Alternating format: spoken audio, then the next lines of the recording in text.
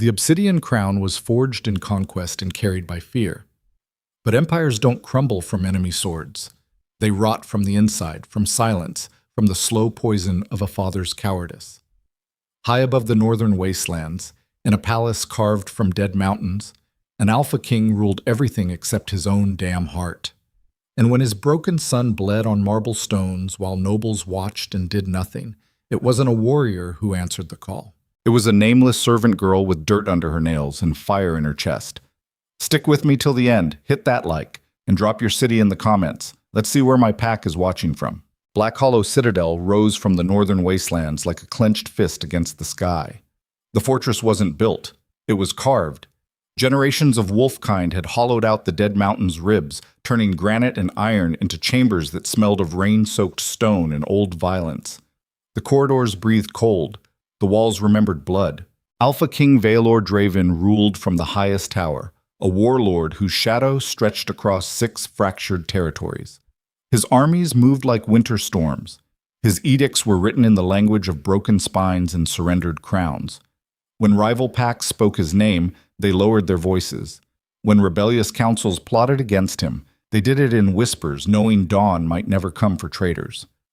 Vaelor had conquered everything. Everything except the silence inside his own palace. The king stood now in his war chamber, shoulders wide as a doorframe, scarred hands flat against a map table carved from ironwood. His silver eyes tracked troop movements across the northern border. Reports scattered before him detailed grain shortages in the western settlements and smuggling routes through the mountain passes. A rebellion was forming in the southern territories. 3 noble houses had refused tribute. The usual problems. The usual solutions. His war council surrounded him. General Torvin, broad-faced and brutal, built like a siege engine.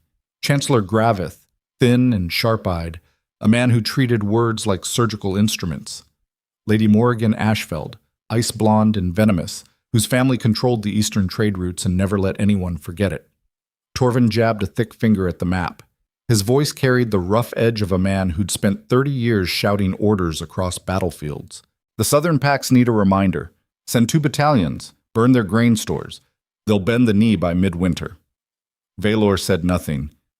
His gaze remained fixed on the map, but his mind was elsewhere. Somewhere down in the lower corridors. Somewhere he refused to look directly at, the way a man avoids mirrors after certain failures. Gravith cleared his throat. The sound was delicate, precise.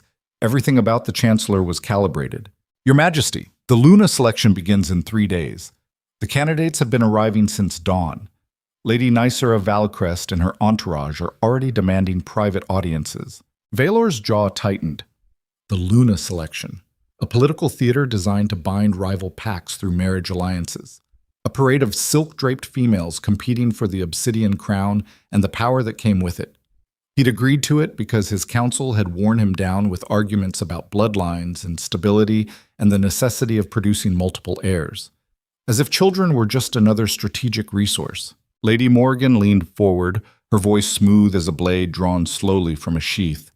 The kingdom requires a Luna of proper breeding, Your Majesty, someone who understands the weight of the crown, someone who can produce strong heirs.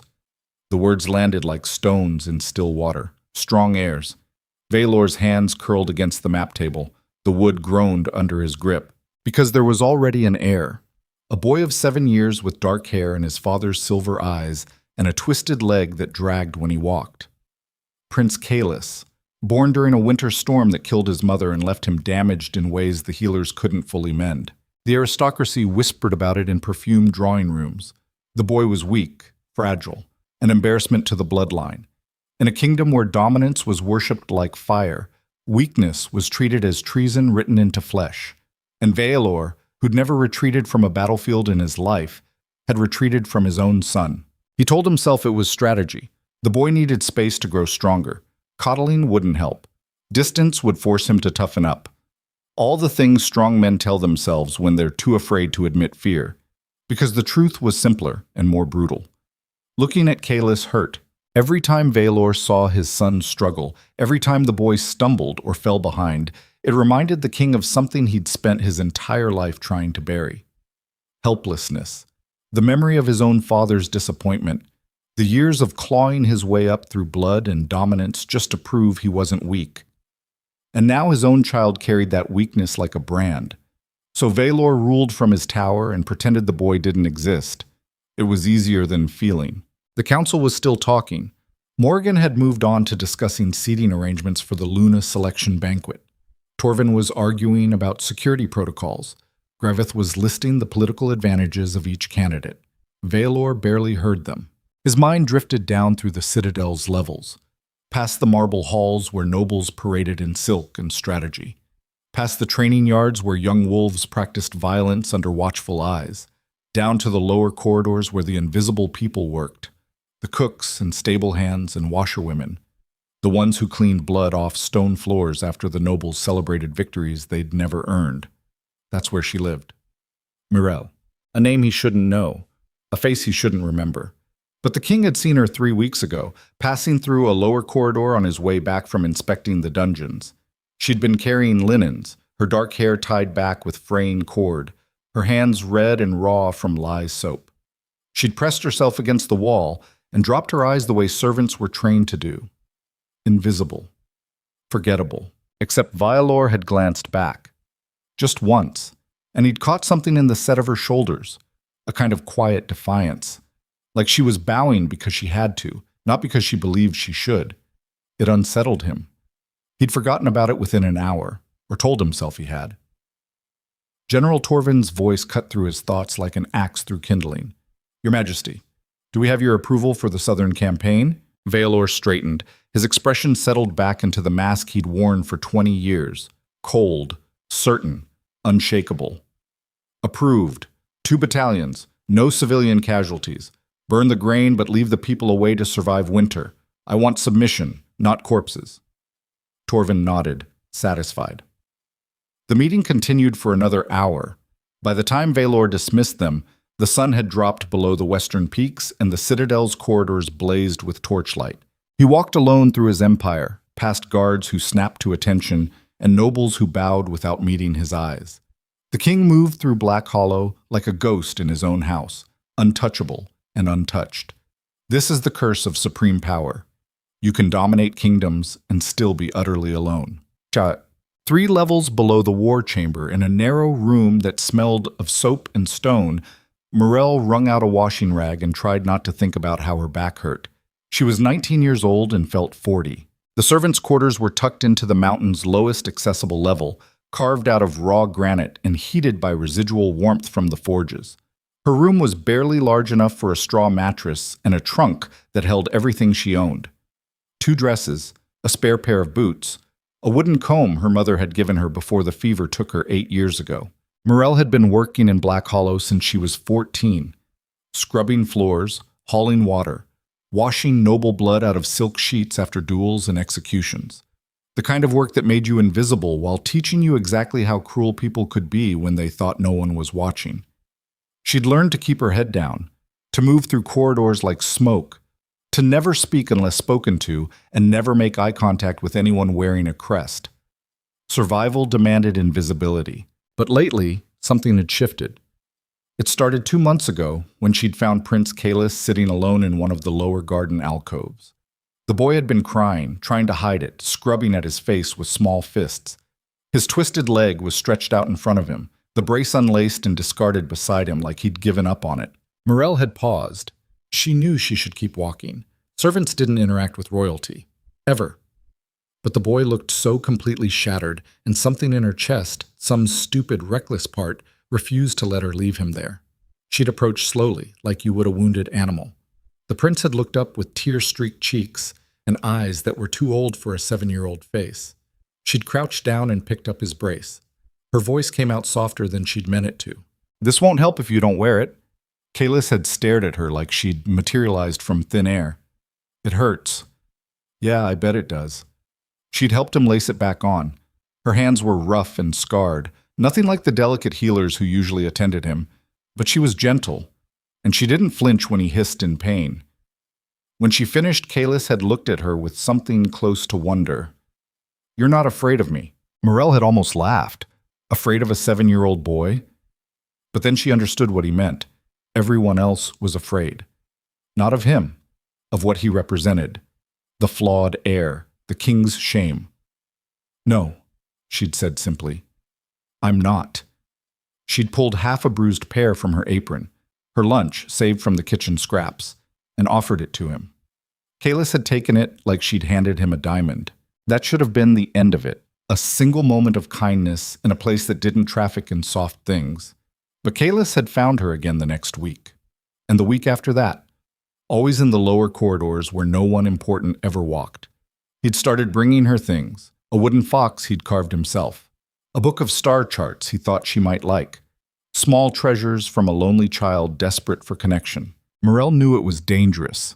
She knew every interaction was a risk, but she couldn't turn him away because she remembered what it felt like to be alone. Now, sitting in her narrow room with sore hands and an aching spine, Morel thought about tomorrow. The Luna selection was beginning. The Citadel had transformed overnight into something unrecognizable. Crystal chandeliers hauled up from storage, marble floors polished until they gleamed. Silk banners in the colors of visiting packs hung from every corridor. The place looked like a jewel box, but Morel knew what lived inside jewel boxes. Things that sparkled and cut. She'd been assigned to attend the Luna candidates directly, to serve them, to be invisible while they paraded through the Citadel treating servants like furniture. It was going to be hell, but at least she'd be paid an extra silver coin for the week. Small mercies. Morel pulled off her apron and lay back on the straw mattress. Above her, through gaps in the stone ceiling, she could hear the distant sound of music and laughter. The nobles were celebrating, already drunk on wine and anticipation. She closed her eyes and tried to sleep. Tomorrow, the theater would begin. The Luna candidates arrived like a storm front made of silk and silver. Lady Nicera Valacrest entered Black Hollow at the head of a procession that stretched half a mile down the mountain road. Her carriage was polished ebony inlaid with moonstone. Her guards wore ceremonial armor that had never seen real combat. Her handmaidens moved in synchronized formation, a choreographed display of wealth and control. Nicera herself was a vision engineered for dominance, tall, radiant, golden-haired, and perfect in the way that only centuries of selective breeding could produce. Her gown was white silk embroidered with silver thread that caught torchlight and threw it back like weaponized elegance. Her eyes were pale blue and sharp as winter ice. She smiled at the assembled court with the confidence of someone who'd already won. Because in her mind, she had. The Valacrest bloodline was older than the Draven dynasty. Her family controlled the western territories and the maritime trade routes. She'd been raised from birth to be a Luna, trained in politics and strategy and the art of ruling from beside a throne. To Nicera, this wasn't a competition. It was a coronation waiting to happen. She swept into the throne hall with her entourage trailing behind her like a comet's tail. Nobles bowed. Lesser candidates stepped aside. The room bent toward her the way gravity bends light. At the far end of the hall, seated on the obsidian throne, Vaelor watched her approach. His expression gave away nothing. Nicera reached the base of the throne platform and executed a perfect curtsy. Not too deep, she wasn't supplicant, just deep enough to acknowledge protocol. When she rose, her voice carried across the hall like a bell. "Your Majesty, I am honored to answer your summons and present myself as candidate for the obsidian crown." Vaelor's response was flat, formal. "Lady Valacrest, welcome to Black Hollow. Your chambers have been prepared." That was it, no warmth, no encouragement. But Nicera didn't need encouragement. She could read men the way generals read terrain. And she knew exactly what the king needed. Not a partner, not an equal. A perfect ornament, someone who could stand beside him and reflect his power back at him without demanding anything messy like emotional connection. She could do that. She'd been doing it her whole life. Nicera withdrew with her entourage, already planning her next move. As she passed through the marble corridors toward the guest wing, she cataloged everything. The guards' positions, the servants' routes, the subtle power dynamics between council members. This was a battlefield. And she'd never lost a battle. Her chambers were obscenely luxurious. Silk curtains, a canopy bed carved from imported darkwood, a private bath with heated water piped up from the forges, windows that overlooked the mountain valleys spreading out below like a map of everything she intended to control. Nicera stood at the window and allowed herself a small private smile. The crown was already hers. She just had to close her fingers around it. Hug. Morel spent the first day of the Luna selection trying not to get trampled. The citadel had transformed into chaos. Nobles flooded the corridors. Musicians practiced in echoing halls. Cooks screamed at each other in steaming kitchens trying to prepare feasts for 300 guests. And servants like Morel ran themselves ragged trying to keep everything pristine while staying invisible. She'd been assigned to Lady Nicera's chambers. Of course she had. The head housekeeper, a sharp-faced woman named Corva, had pulled her aside that morning with a grip like a vice on her wrist. "You'll attend Lady Valcrest personally. She's the front-runner. Do not embarrass this house. Do not speak unless spoken to. Do not make eye contact. Do not breathe wrong. Understand?" Morel had nodded. Now she stood in Nicera's chambers, hands folded, eyes down, waiting for orders. The lady sat at her vanity while handmaidens fussed over her hair. She hadn't acknowledged Morel's presence once. To Nicera, servants weren't people. They were functions. Mobile furniture. One of the handmaidens, a thin girl with nervous eyes, fumbled a hairpin. Nicera's hand shot out and cracked across the girl's face. The sound was sharp as breaking glass. "Clumsy bitch, get out!" The girl fled, hand pressed to her reddening cheek. Nicera didn't even watch her go. She just returned to examining her reflection, adjusting the angle of her chin, testing different smiles. Morel kept her expression neutral, but something cold settled in her stomach. This was what power looked like without mercy. This was what ruled when dominance was the only virtue that mattered. Later that afternoon, Morel was carrying fresh linens through the royal gardens when she saw him. Prince Caelus. The boy was walking alone near the fountain courtyard, dragging his bad leg with stubborn determination. His face was set in concentration, like every step required strategic planning. He shouldn't have been there. The gardens were restricted during the Luna selection, but Caelus had probably slipped away from his minders again, drawn by sunlight and the desperate need to feel like he wasn't a prisoner in his own home. Morel's heart clenched. She should keep walking. She had linens to deliver, work to finish. But the boy looked so alone. She changed direction, moving toward him with quick steps. Caelus saw her coming, and his whole face lit up. That pure, unguarded joy that children have before the world teaches them to hide everything. "Morel!" She reached him and crouched down, setting the linens aside. "You're not supposed to be out here." "I know." His voice dropped to a conspiratorial whisper. "But it's so loud inside, all those people. They look at me like I'm broken." "You're not broken. Everyone thinks I am, even—" He stopped, looked away. Even his father. The words hung unspoken between them. Morel reached into her apron and pulled out a small wooden carving. She'd been working on it for weeks in her spare moments, shaping scrap wood with a borrowed knife. It was rough, imperfect, but recognizable. A wolf cub, standing. She pressed it into Caelus's hands. "You're strong. Don't let anyone tell you different." The boy stared at the carving like it was made of starlight. Then he threw his arms around her neck and buried his face in her shoulder. Morel held him, just for a moment, letting this small wounded child feel safe. She didn't see Lady Nicera and her entourage approaching from the far end of the garden path. She didn't see the cold calculation that flashed across Nicera's perfect face when she spotted the prince embracing a servant. She didn't see the opportunity forming in the lady's mind like ice crystals on glass. By the time Morel heard footsteps on marble, it was too late. She pulled back from Caelus and stood, her heart suddenly hammering. Nicera swept toward them with 4 handmaidens flanking her. Her white gown seemed to glow in the afternoon sun. Her expression was serene, pleasant, completely empty. "Prince Caelus, what a surprise!" The boy stiffened. He knew danger when he saw it. Nicera's gaze flicked to Morel for half a second, then dismissed her entirely. She focused on Caelus with a smile that didn't reach her eyes. "You shouldn't be out here alone, little prince. These gardens can be dangerous." Caelus lifted his chin. His voice came out stronger than Morel expected. "I'm not alone." Nicera's smile sharpened. "Of course not. You have a servant. How charming." She took another step forward. Her handmaidens spread out slightly, forming a loose semicircle, blocking escape routes. This wasn't accidental. This was tactical. Caelus tried to back up. His bad leg caught on uneven stone. He stumbled forward, arms windmilling for balance. His small hand grabbed at Nicera's gown for support. Mud from the garden path smeared across white silk. Everything stopped.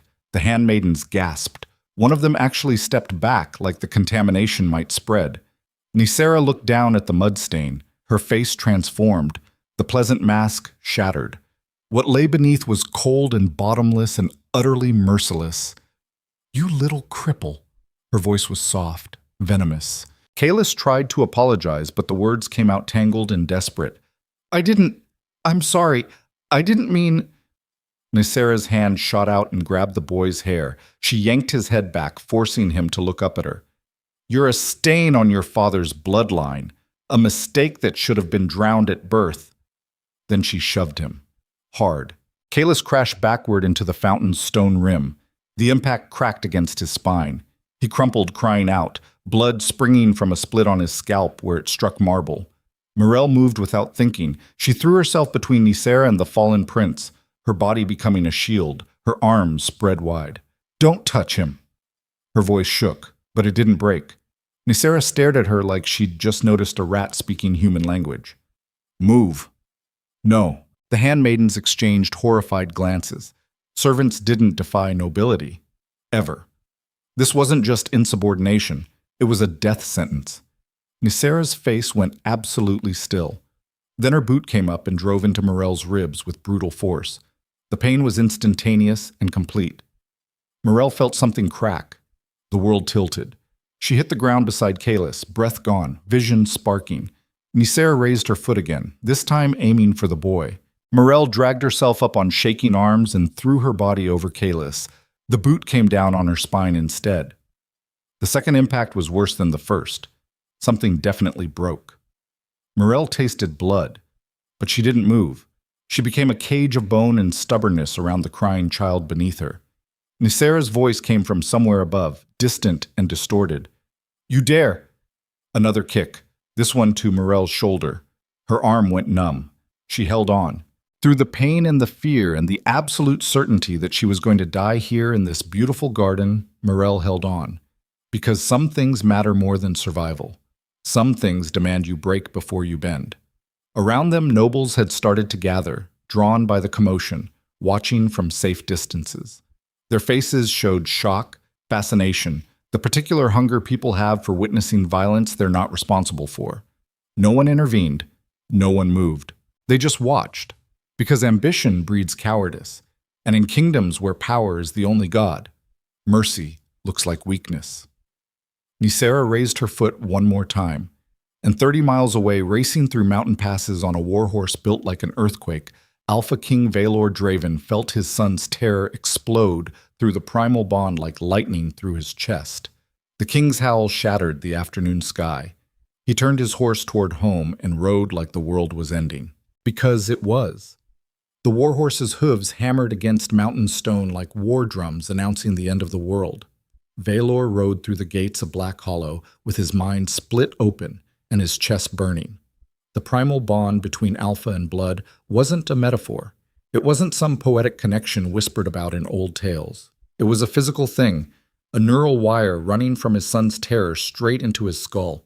He'd felt Kalis fall, felt the impact against stone, felt the boy's pain spike like a knife between his ribs.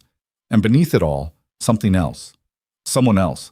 A heartbeat that shouldn't have registered in the bond but did anyway, faint and desperate and absolutely refusing to quit. Vaelor didn't understand it. He just knew his son was dying and someone was trying to stop it. The king dismounted before his horse finished stopping. His boots hit marble and he was already moving, his body operating on pure alpha instinct. Guards scrambled out of his way. Nobles pressed themselves against corridor walls. The air pressure in Black Hollow changed, the way it does before lightning strikes. Vaelor tracked the bond through the citadel like a bloodhound following arterial spray, down through the main hall, past the council chambers, out toward the royal gardens. He heard the crowd before he saw it. Nobles clustered near the fountain courtyard, their voices a low buzz of shock and fascination. The kind of sound people make when they're watching something terrible and can't look away. Vaelor shoved through them without ceremony. What he saw stopped his heart. Kalis lay crumpled against the fountain's base, blood matting his dark hair. His face was sheet white, His small body shook with suppressed sobs, and over him, collapsed but still somehow covering him, was Morel. The servant girl's back was twisted at an angle that made Vaelor's combat-trained mind immediately catalog internal injuries. Her breathing came in shallow gasps. Blood leaked from her mouth, but her arms were locked around Kalis in a death grip that wouldn't break. She'd made herself into armor. Standing above them both, white gown stained with garden mud, was Lady Nicera Valacrest. Her foot was still raised.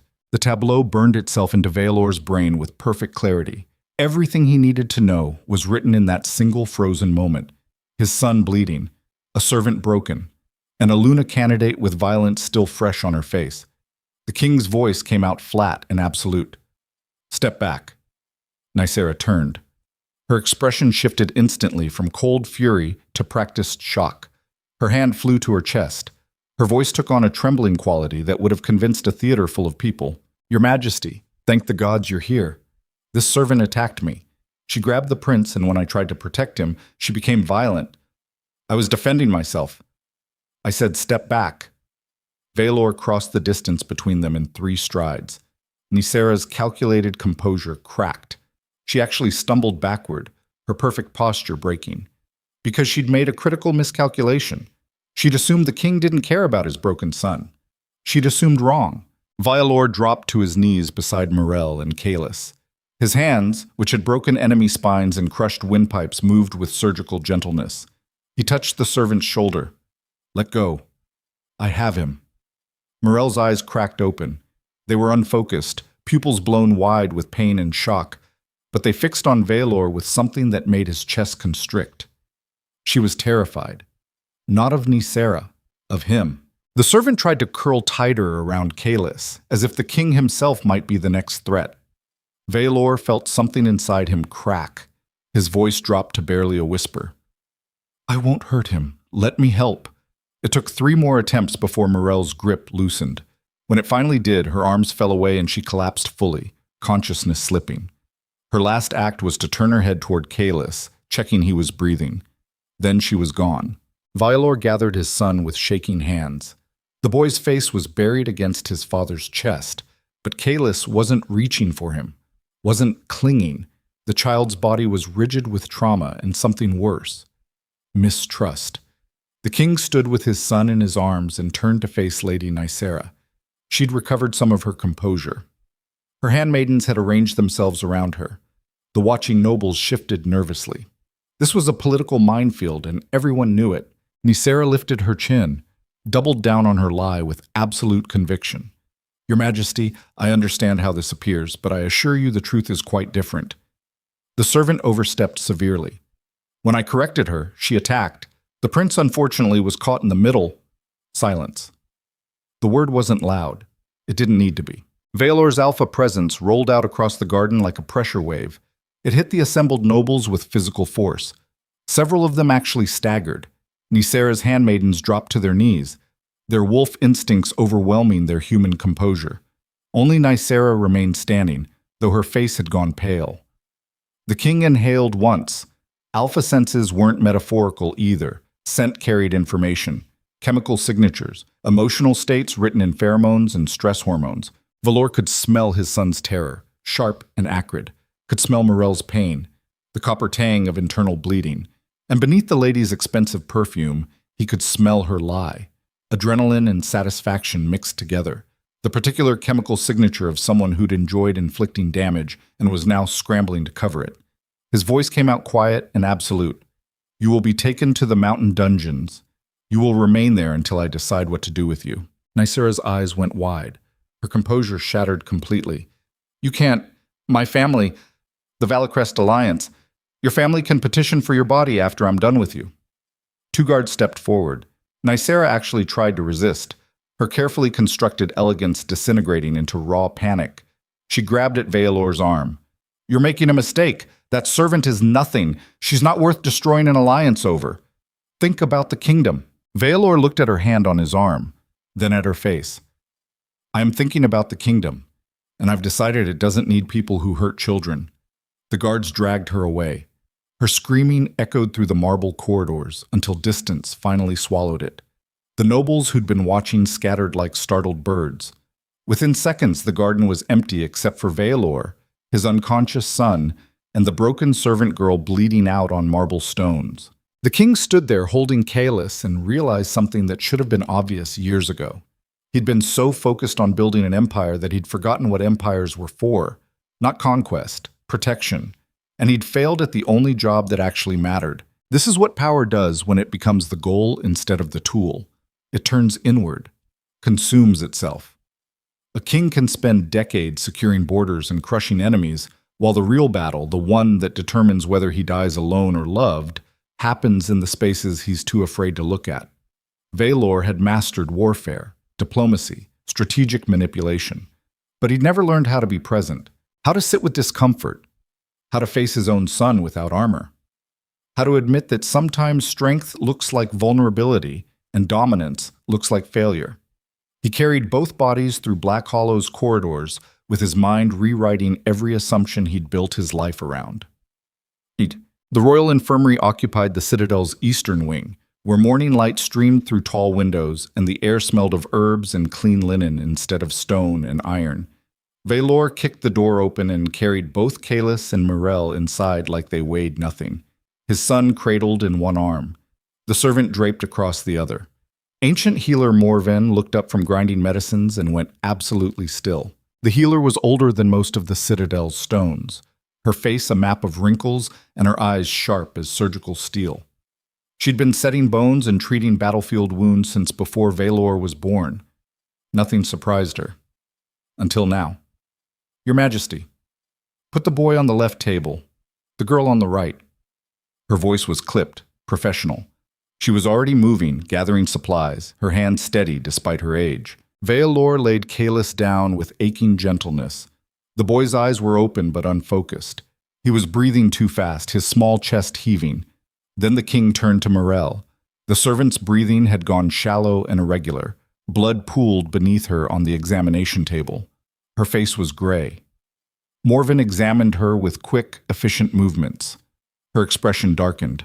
3 broken ribs, 1 punctured lung, internal bleeding, spinal damage I won't know the extent of until I can get her stable. Vaelor felt something cold settle in his gut. Can you save her? I don't know. The honesty was brutal, but Morven didn't traffic in false hope. The healer grabbed a vial of clear liquid from the shelf and uncorked it with her teeth. She held it to Morel's lips and tipped it carefully. This will keep her from drowning in her own blood. Maybe. She moved between the 2 patients with the efficiency of someone who'd triaged combat casualties in field hospitals. Kaelis first, checking his skull fracture, cleaning the wound, wrapping bandages. Then back to Morel, pressing herbs against her ribs, muttering under her breath. Vaelor stood uselessly in the middle of the infirmary and realized he had no idea what to do. On battlefields, he knew exactly how to move, where to strike, when to retreat. But here, surrounded by medicine and desperation, he was completely lost. Your Majesty, Morven's voice cut through his spiraling thoughts. If you're going to stand there, make yourself useful. Hold pressure on this wound while I prepare the next treatment. Vaelor moved to Morel's side. Morven placed his hand over a cloth pressed against the servant's ribs. Here, don't let go. The bleeding restarts, she's done. The king pressed down. His hand covered most of Morel's ribcage. He could feel her heartbeat under his palm. Faint, irregular, fighting. This close, he could see details he'd missed in the garden. The calluses on her hands from years of hard labor, the faint scars along her forearms, the way her dark hair was tied back with fraying cord instead of silk ribbon. She was nobody, a servant without family or protection, the kind of person kingdoms were built on top of and never looked at. And she'd thrown herself between his son and death without hesitation. While he, the great Alpha King, had been off securing borders and crushing rebellions and pretending his broken child didn't exist because it hurt too much to look at him. Why did she do it? Vaelor didn't realize he'd spoken aloud until Morven answered. Because someone had to. The healer didn't look up from preparing a needle and thread. And it certainly wasn't going to be any of those nobles standing around watching. Ambition makes people forget they have spines. She moved back to Morel and gestured for Vaelor to step aside. Her hands worked with practiced precision, stitching internal tears, applying salves that smelled of pine and copper. Hours passed. The afternoon sun shifted across the infirmary floor. Morven worked in focused silence, her movements economical and exact. Vaelor watched her save 2 lives with nothing but skill and stubbornness. This was power too. Different from conquest, quieter, but just as absolute. The ability to pull someone back from death's edge took a kind of strength that had nothing to do with dominance or violence. It required patience, precision, the willingness to fight battles measured in heartbeats and breaths instead of territory and blood. Vaelor had spent his entire life perfecting one kind of strength, and it had made him weak in all the ways that mattered. Across the room, Kaelis made a small sound. The king's attention snapped toward his son. The boy's eyes were open now, more focused, looking around the infirmary with the wide-eyed confusion of someone waking from a nightmare into reality that wasn't much better. "Father?" Vaelor's throat closed. His son's voice was so small. "I'm here." Kaelis turned his head. His gaze found Vaelor standing beside Morel's table. The boy's expression flickered through several emotions too fast to catalog: fear, confusion, hope, and finally, something that looked like understanding. "Is she alive?" "Yes." "Don't let her die." Kaelis's voice cracked. Tears spilled down his cheeks. "Please, she saved me. She always saves me." The words hit Vaelor like a warhammer to the chest. Always. How many times had this happened? How many times had his son needed protection and found it from a nameless servant instead of his own father? How many moments had he missed while convincing himself that distance was strategy instead of cowardice? The king crossed the infirmary and knelt beside Kaelis's table. He reached out slowly, like approaching a wounded animal, and touched his son's face. The boy flinched. The movement was tiny, unconscious, but it told Vaelor everything he needed to know. His son was afraid of him. Not because he'd ever hurt Kaelis directly, but because absence was its own kind of violence. Because a child who grows up believing his father finds him too painful to look at learns to fear his own existence, learns that love is conditional, that protection is something you have to earn, that weakness is unforgivable. These are the lessons children absorb when the people who should love them unconditionally turn away instead. And these lessons write themselves into a child's bones deeper than any physical wound. Vaelor's voice came out rough as gravel. "I'm sorry." Kaelis stared at him like he'd spoken a foreign language. Kings didn't apologize. Alphas didn't show weakness. That was the doctrine Vaelor had built his entire identity around. But doctrine hadn't saved his son. A servant girl with nothing had done what an empire couldn't. "I should have protected you." The words felt like pulling arrows out of old wounds. "I should have been there. I wasn't. I'm sorry." Kaelis's lower lip trembled. "You were ashamed of me." "No." Vaelor's hand tightened on the boy's shoulder. "Never. I was afraid." "Of what? How did you explain this to a 7-year-old?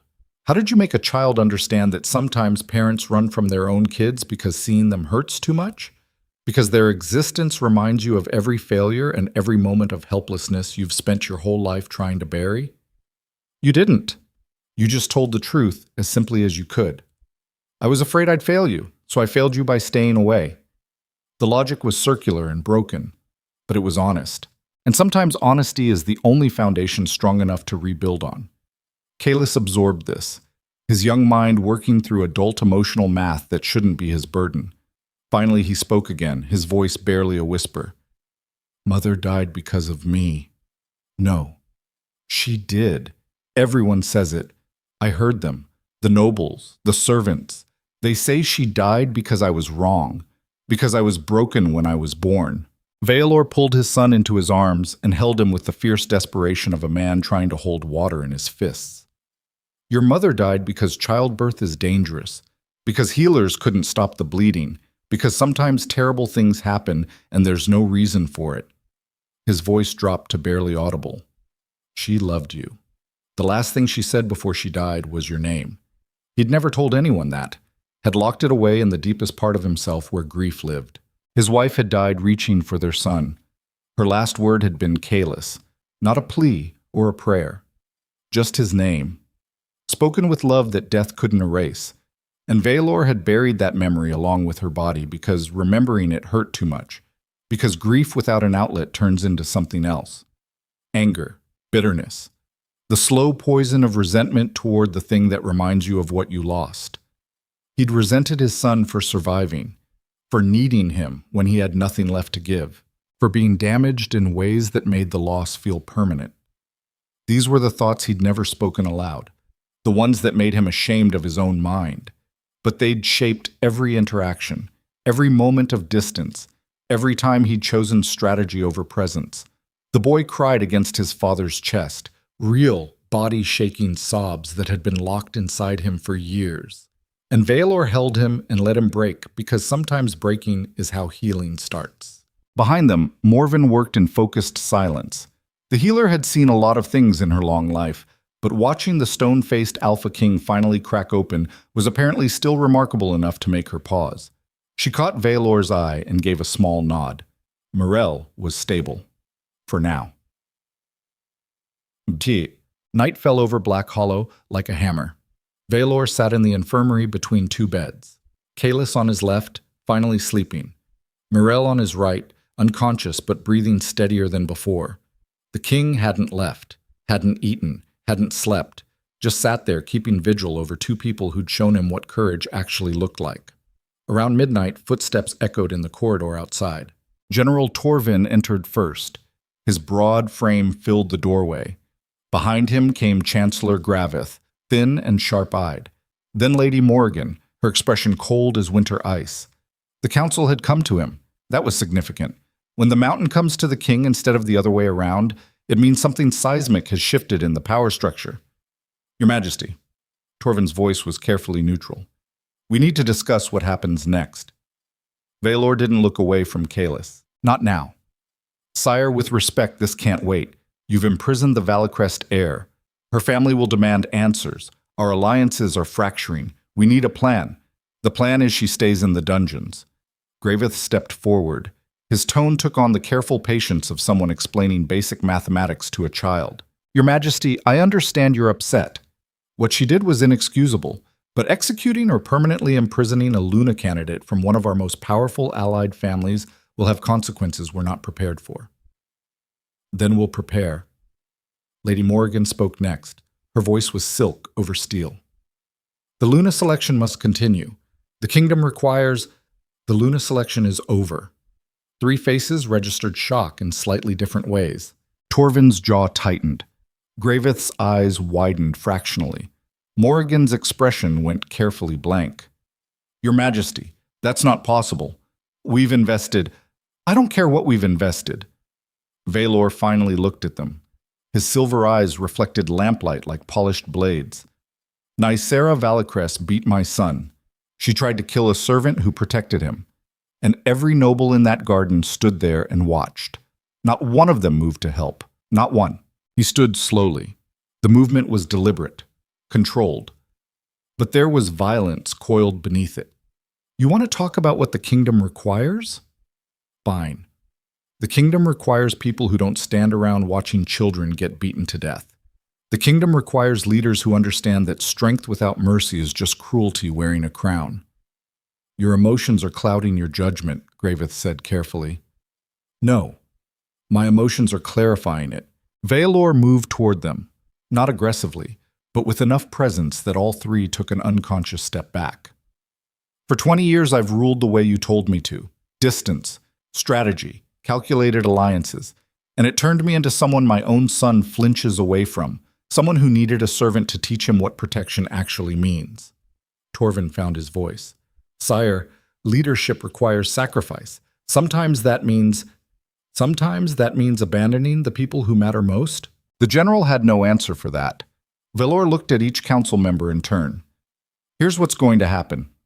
Nysera stays in the dungeons until I decide whether to execute her or exile her.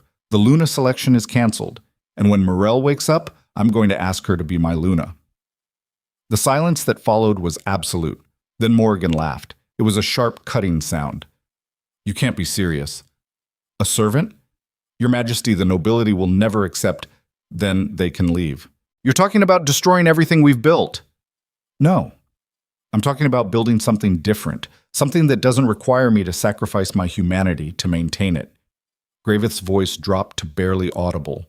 You'll face challenges. Open rebellion. Every ambitious alpha in 6 territories will see this as weakness and come for your throat. Let them come. The 3 council members exchanged glances, some silent communication passing between them that Vaelor couldn't quite read. Finally, Torvin spoke, his voice heavy. We'll support you, because you're our alpha and we're sworn to you, but understand this. You're betting the kingdom on a servant girl and a damaged heir. If you're wrong, we all pay the price. I know. The general nodded once, then turned and left. Gravith and Morrigan followed.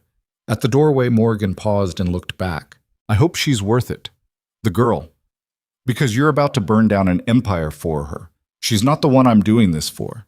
Vaelor's gaze shifted to Kalis, still sleeping peacefully for the first time in years. I'm doing it for him.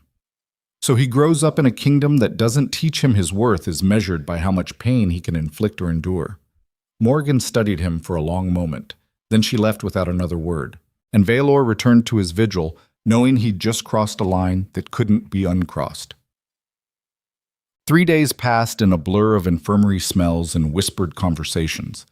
Kalis recovered faster than Morel. Children heal quick when given half a chance. Within 2 days, the boy was sitting up, eating solid food, pestering Morven with questions about her medicines and techniques. The healer tolerated it with the kind of gruff affection usually reserved for particularly stubborn weeds that refuse to die. Vaelor spent those days learning how to be present. It was harder than any battle strategy he'd ever mastered. Just sitting there, talking, listening, letting his son see him without the armor of kingship. They spoke about small things, Kalis's wooden carvings, the books he liked, the parts of the citadel he'd explored when he thought no one was watching. And slowly, incrementally, the boy started to relax around him, started to believe his father might actually stay this time. On the evening of the 3rd day, Kalis was carving another wooden animal at his bedside, a wolf this time, larger than his previous attempts. His hands moved with surprising dexterity despite his other limitations. Vaelor watched him work. You're good at that. Kalis glanced up, surprised. Master Torin taught me. In the workshop, he lets me use the spare wood. How long have you been carving? 2 years. Since... The boy stopped, looked down at his work. Since what? Since Mother died. It helped. Keeping my hands busy. The simple honesty of it hurt. While Vaelor had been drowning in campaigns and council meetings, his son had been teaching himself to carve wood because it was the only way he knew how to process grief. What else do you do? When I'm not around? Kalis considered the question carefully. I read. In the library. Master Kelvin doesn't mind, and I go to the lower gardens when the guards aren't watching. And sometimes I help cook Marlowe with the bread. She says I'm good at kneading. You spend a lot of time with the servants. It wasn't an accusation, just an observation. Kalis nodded. They're nicer. They don't look at me like I'm broken. You're not broken. The boy's hand stilled on his carving. Everyone thinks I am. I thought you were. For a long time. And I was wrong. Vaelor leaned forward, resting his elbows on his knees. You know what I realized? Being strong doesn't mean having a perfect body. It means showing up, fighting through things that hurt, not giving up even when everything's terrible. You do that every day. That makes you stronger than half the warriors in my army. Kalis looked at his father with eyes that were way too old for his young face. Do you mean that? Or are you just saying it because you feel bad? I mean it. The king reached over and touched the wolf carving his son was working on. This is beautiful. You made this with your hands, your mind, your determination. That's power. Real power. Not the kind that comes from dominating other people. The kind that comes from creating something that didn't exist before. Kalis absorbed this, testing the words for truth the way you test ice before stepping on it. Finally, he spoke again, his voice small. I'm glad you came back. Even if it was because I got hurt. I should have come back sooner. But I'm here now, and I'm not leaving again. Promise? Vaelor held out his hand. Palm up. Offering. Promise. Kalis took his father's hand. His small fingers disappeared into the king's scarred palm, and something fundamental shifted between them. Not fixed, not healed, but started. The first fragile threads of trust beginning to weave together. Across the infirmary, Morel stirred. Both of them turned toward her immediately. The servant's eyes opened slowly. Confusion flickered across her face as she tried to place where she was and why everything hurt. Then her gaze landed on Kalis, and relief flooded her features. "You're alive." Her voice was rough, barely more than a whisper. Kalis practically leaped from his bed and rushed to her side despite Morven's sharp reprimand about disturbing patience. "Morel, you're awake." The boy grabbed her hand with both of his. "You saved me. Again. You always save me." Morel managed a weak smile. "Someone has to." Her eyes shifted past Kalis and found Vaelor standing behind his son. The fear returned instantly. Her body went rigid. Her hand tightened on Kalis, like the boy was the only thing anchoring her to safety. Vaelor raised both hands slowly, a gesture of non-threat. "You're not in danger, I give you my word." Morel didn't look convinced. Why would she? Servants who defied nobles didn't usually wake up in infirmaries. They woke up in dungeons, if they woke up at all. "Where's Nicera?" "In the mountain dungeons. Where she'll stay." The servant's eyes widened. "You imprisoned a Luna candidate. For me, for my son, and for basic human decency." Morel tried to sit up. Pain lanced through her and she gasped, falling back. "Don't move. Morven's orders. You're still healing." Kalis reached for a cup of water and helped Morel drink. The gesture was so natural, so practiced, that Vaelor realized this wasn't the first time his son had cared for someone injured. How many times had they looked after each other in the spaces the king refused to see? When Morel had drunk enough, she looked at Vaelor again, this time with less fear and more calculation. "What happens now?" "That depends on you." "On me?" Vaelor moved closer but maintained distance, respecting her space. "I'm going to ask you something, and I want you to know you can say no. There will be no consequences, no punishment, just freedom and enough gold to start anywhere you want." Morel waited. "I want you to be my Luna." The words landed like stones in still water. Morel stared at him, then looked at Kalis, searching the boy's face for some clue that this was a joke or a trap. Kalis nodded encouragingly. "It's true. Father told me. He wants you to stay. I want you to stay." Morel's gaze returned to Vaelor. "I'm a servant. You're the person who protected my son when no one else would. I have no family, no bloodline, no political value. You have more courage than my entire court combined. That's worth more than any bloodline. Your kingdom will never accept me, then they'll learn to. Or leave." Morel shook her head slightly. The movement brought obvious pain. "This is insane. You can't throw away alliances and political stability for a servant girl who happened to be in the right place at the right time. It wasn't the right place. It was the worst possible place. And you didn't have to stay. You could have walked away. Let someone else handle it. But you didn't. You made yourself a shield. That's not luck. That's character." Vaelor crouched down so he was at eye level with her. "I've spent 20 years ruling through fear and distance, building an empire on dominance, and it turned me into someone my own son was afraid of, someone who mistook cruelty for strength. You taught me something in 30 seconds that I should have learned decades ago. Sometimes the strongest thing you can do is stand between harm and someone who can't protect themselves." He paused. "I'm not asking you to save me or fix me. I'm asking you to help me build something different, a kingdom where protection matters more than conquest, where mercy isn't weakness, where a child like Kalis grows up knowing his worth isn't measured by how much pain he can endure." Morel's eyes were wet. "I don't know how to be a Luna, neither do I. We'll figure it out together." The servant looked at Kalis again. The boy was holding her hand and looking at her with pure hope written across his face. When she spoke again, her voice was stronger. "Ask me again when I can think straight. When I'm not bleeding and scared and wondering if this is some fever dream. Ask me when I'm standing on my own 2 feet and can actually make a real choice." "Fair enough." Vaelor stood, "But know this. I meant every word. You're not a political strategy. You're not a symbolic gesture. You're the person who did what was right when everyone else was calculating angles. And that makes you more qualified to wear the crown than anyone I've ever met. He turned toward the door. Rest. Heal. And when you're ready, we'll talk again. Your Majesty. He stopped. Morel's voice was quiet but steady. Thank you.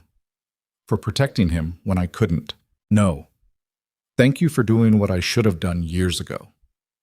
Vaelor left the infirmary and walked through Black Hollow's corridors with his mind churning. Because he'd just crossed a line that couldn't be uncrossed. He'd offered the obsidian crown to a servant.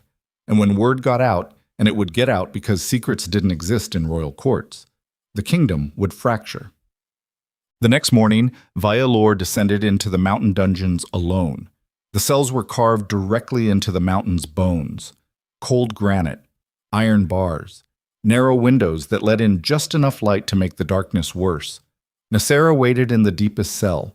She'd been stripped of her silk gown and given rough prison clothes. Her golden hair hung limp and unwashed. 3 days in the dungeons had carved hollows under her eyes and stripped away the veneer of perfect elegance. But her spine was still straight. When Vaelor appeared at her cell door, she stood and faced him with the kind of dignity that only someone raised in absolute privilege could maintain even in ruin. Your Majesty, have you come to apologize? No. Then why are you here? Vaelor leaned against the stone wall outside her cell. I'm trying to understand you. Nicera laughed. It was a sharp, bitter sound. Understand me? I'm quite simple. I'm the woman you destroyed because of a crippled boy and a servant. Why did you do it? I already told you. Don't lie. I can smell dishonesty. Try again. Nicera's composure flickered. Her voice turned sharp. He's defective, a liability to the bloodline.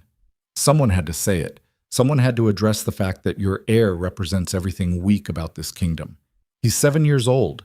He's a mistake that should have been corrected. Corrected. The clinical word made Vaelor's hands curl into fists. You mean killed? I mean dealt with appropriately. Strong bloodlines require strong heirs. That's not cruelty. That's biology. That's survival. Vaelor studied her through the bars. You really believe that? It wasn't a question. Nicera lifted her chin. I was raised to lead, to produce perfect heirs, to strengthen bloodlines through selective breeding. That's how kingdoms endure, by eliminating weakness before it spreads. And anyone who doesn't fit your definition of perfect deserves to die. Anyone who threatens the integrity of the bloodline is a liability. Yes. The certainty in her voice was almost admirable in its completeness. She wasn't evil, not really. She was just the logical endpoint of a system that worshipped dominance and treated compassion as contamination. She'd been shaped by centuries of aristocratic doctrine that measured worth and power and saw weakness as contagion. And she genuinely couldn't understand why hurting a disabled child was wrong. Vaelor spoke slowly, trying to find words that might penetrate the armor of her conditioning. You know what I realized? Power without mercy doesn't make you strong. It makes you brittle. And brittle things shatter. Nicera stared at him. You're going to execute me because of a servant and a crippled boy. No. I'm going to execute you because you looked at someone defenseless and decided violence was appropriate. Because you're exactly the kind of person kingdoms don't need.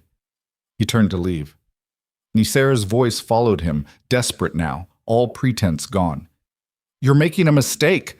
That servant is nothing. She'll never be accepted as Luna. The kingdom will tear itself apart. Vaelor paused. Then let it tear. I'd rather rule ashes than become the kind of man who looks away when children are hurt.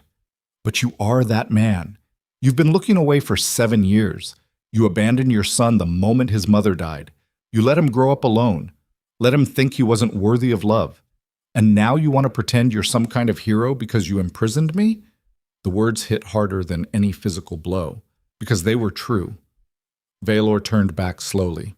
You're right. I did abandon him.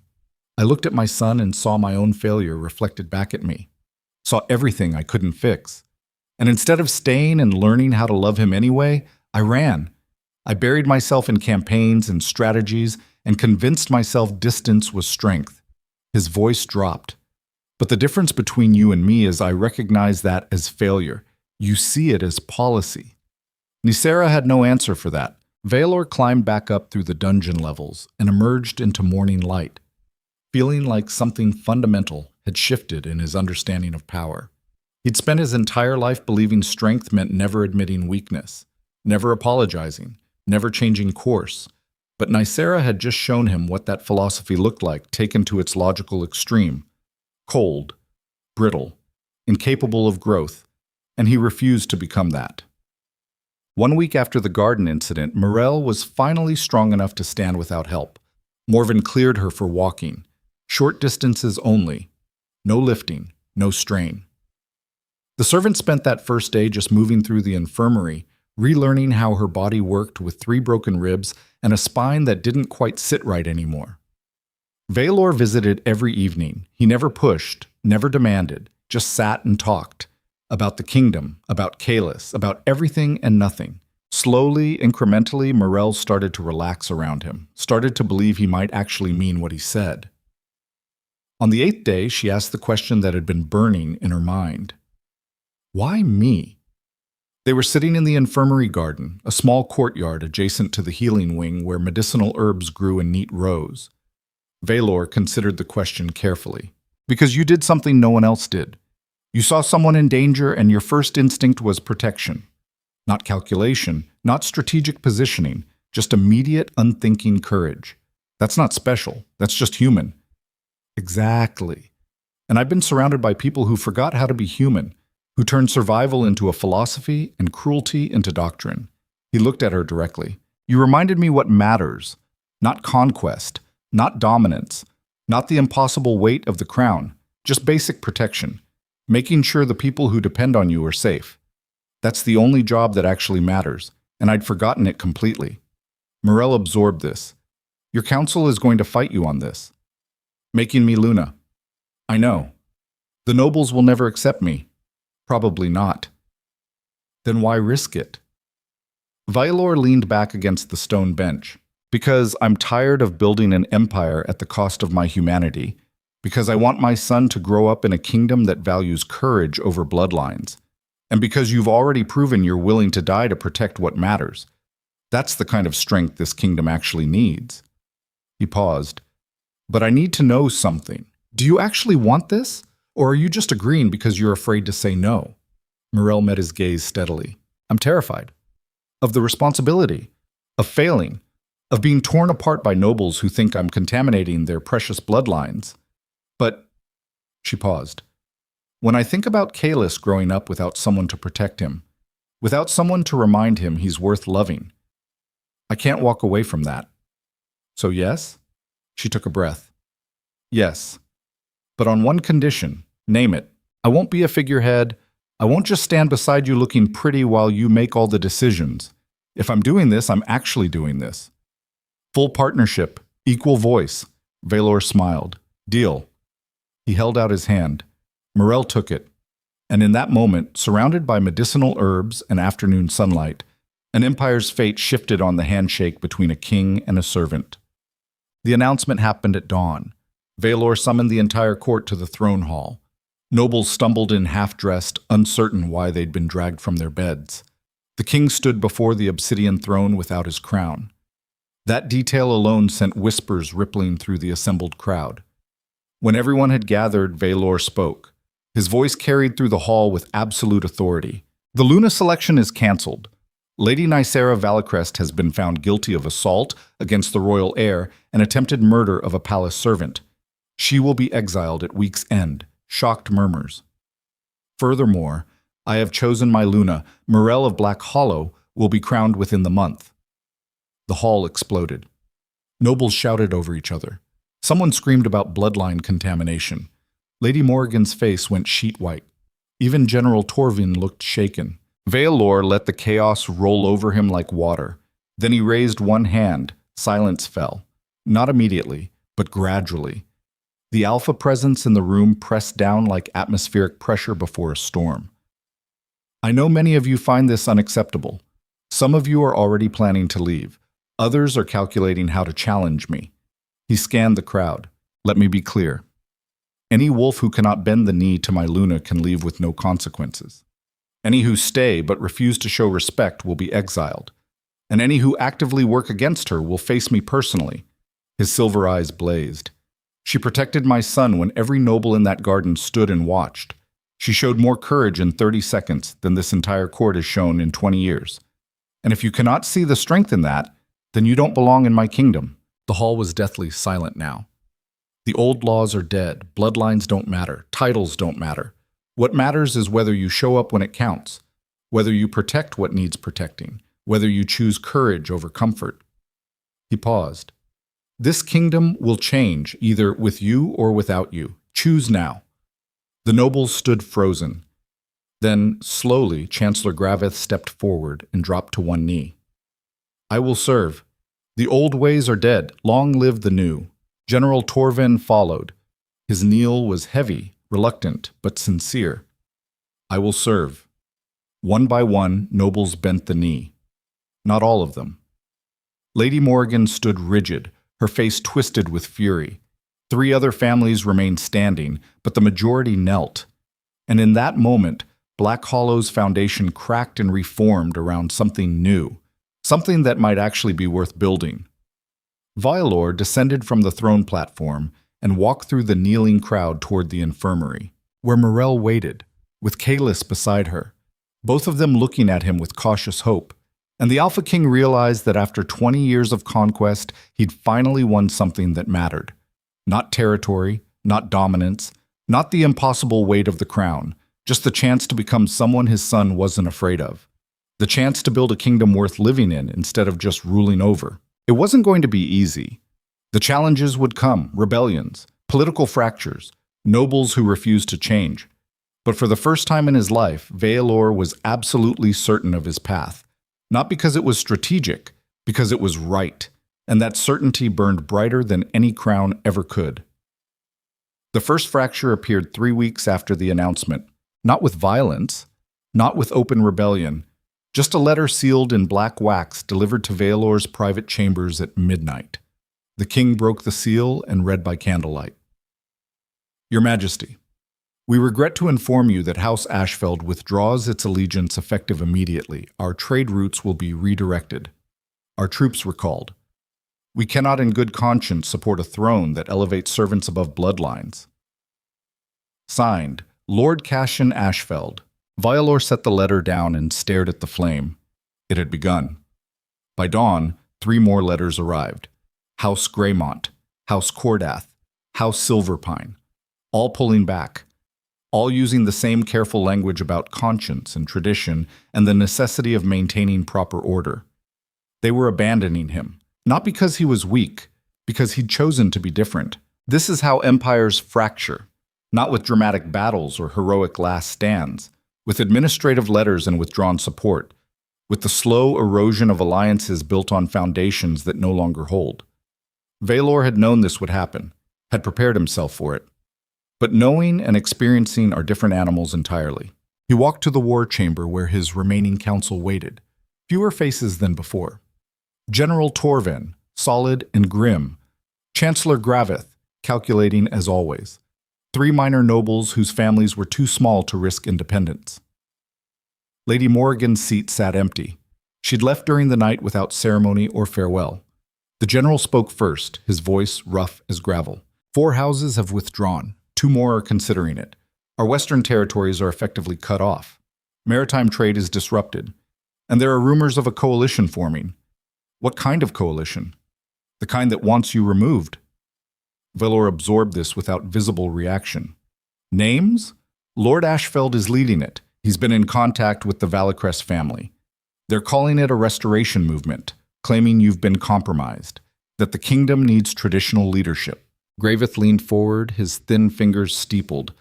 There's also been talk about Prince Kaelis. Some are suggesting he should be removed from succession entirely, replaced with a regent council until a proper heir can be produced. Vaelor's hands curled against the war table. They want to take my son. They want to protect the bloodline. In their view, legitimizing a servant as Luna undermines centuries of tradition, and a disabled heir represents unacceptable weakness. The Chancellor's voice was carefully neutral, but his eyes held warning. We need to address this, quickly, before it spreads beyond containment. How? Compromise. Postpone the Luna coronation. Perhaps make Morel a consort instead of full Luna. Keep her in the palace, but maintain traditional structures. Give the nobles something to... No. Vaelor's voice was flat and absolute. Graveth sighed. Your Majesty, I understand your attachment to the girl, but we're talking about the survival of the kingdom. Sometimes leaders must sacrifice personal desires for... She's not a personal desire. She's the person who proved everyone in this citadel wrong about what strength actually means. The king stood, his presence filling the chamber. I won't compromise on this. Not because I'm stubborn, because the moment I do, it proves everything they believe. That servants belong beneath nobles, that bloodlines matter more than character, that power is the only virtue worth respecting. So what's your plan? Torvin's tone was skeptical. Let the coalition grow until they have enough strength to challenge you directly? Wait for open civil war? If that's what it takes. The general shook his head slowly. You're betting everything on principle. That's noble. It's also suicidal. Then I'll die suicidal. Vaelor turned toward the windows overlooking the northern territories. My entire life I've ruled through fear and dominance. Built an empire on the premise that strength means never bending, never changing, never admitting uncertainty. And it turned me into someone my own son was afraid of. He looked back at his remaining council. I won't go back to being that man, even if it costs me the crown. The chamber fell silent. Finally Graveth spoke, his voice heavy. Then prepare for war, because that's where this is heading. Morel heard the news from Kaelis. The boy had crept into her chambers just after dawn, his face pale and his hands shaking. They're leaving, the nobles. They're saying you're not supposed to be Luna, that father made a mistake. The servant, no, the Luna-to-be, though she still couldn't think of herself that way, sat up in her bed. 3 weeks of healing had restored most of her strength, but her ribs still ached when she moved too quickly. How many? 4 houses so far? Maybe more coming. Kaelis crawled onto the bed beside her, seeking comfort the way he'd done dozens of times in the lower corridors when the world felt too big and hostile. Morel wrapped an arm around him carefully. Are you scared? Yes. Aren't you? Terrified. The honesty seemed to comfort him more than false reassurance would have. What if they hurt father? What if they try to take you away? Then your father will stop them. What if he can't? Morel had no answer for that, because the truth was she'd been asking herself the same question every night since Vaelor made his announcement. What happened when the kingdom realized a servant couldn't be intimidated or manipulated through the usual political channels? When they understood she had no family to threaten, no territory to seize, nothing to lose except the 2 people she'd chosen to protect? She suspected they'd try to remove her the direct way, with violence, and there was only so much one man could do against a coordinated coalition, even if that man was an Alpha King. A knock at the door interrupted her spiraling thoughts. Vaelor entered without waiting for permission. His face was carved from stone, but his eyes held something she'd learned to recognize over the past weeks. Fear. Not for himself. For them. We need to talk. The king dismissed Kaelis gently. The boy left reluctantly, looking back twice before the door closed behind him.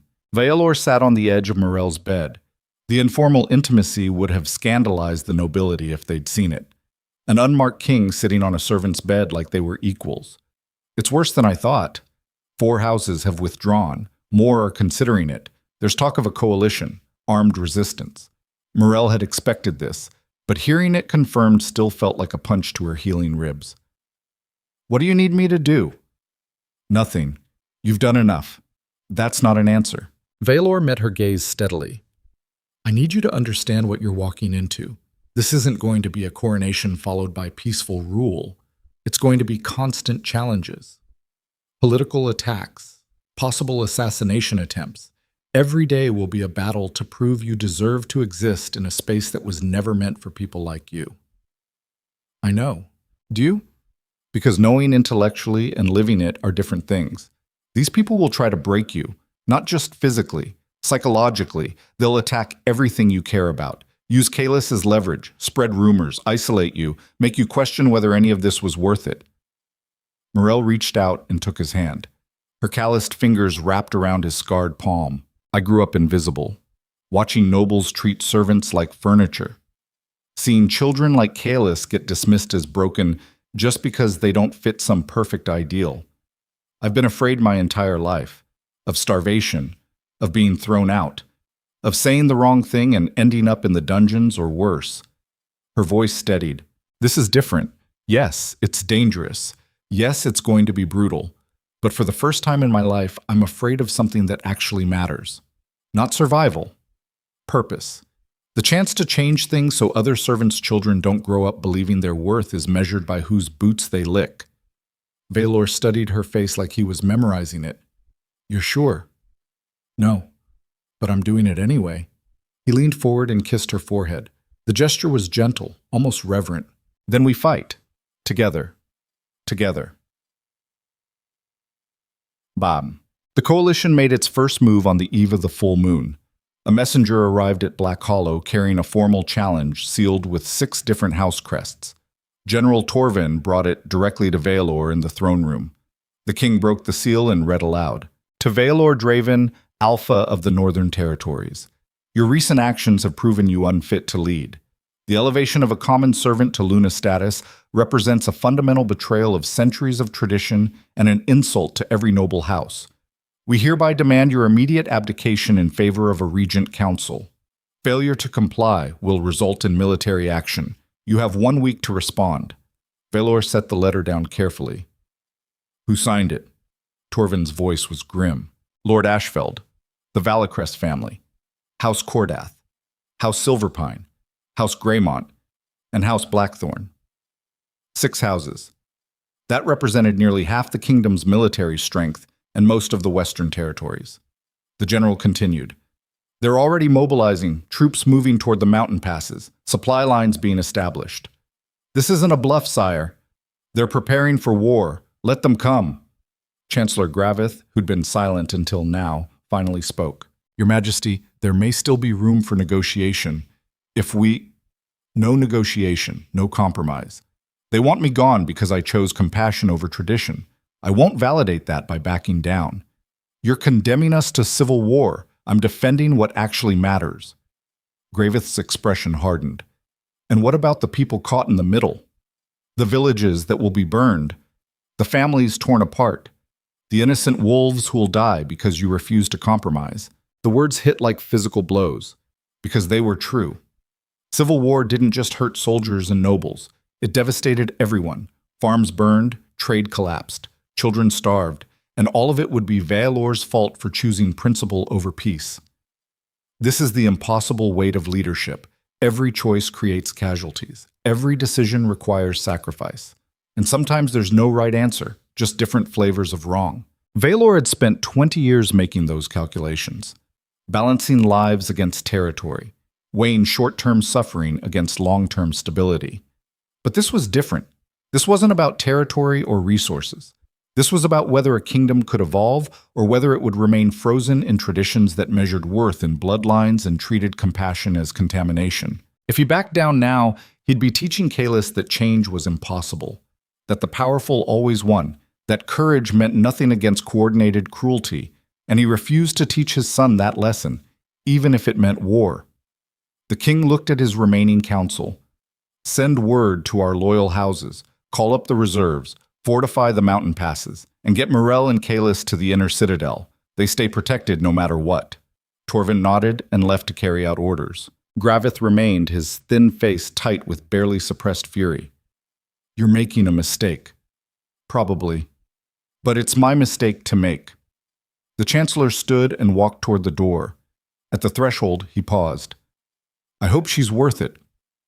The girl. Because you're about to burn down everything we've built for her. I'm not doing this for her. I'm doing it because the kingdom we built wasn't worth keeping. Gravith left without another word, and Vaelor sat alone on the obsidian throne, wondering if he'd just signed everyone's death warrant.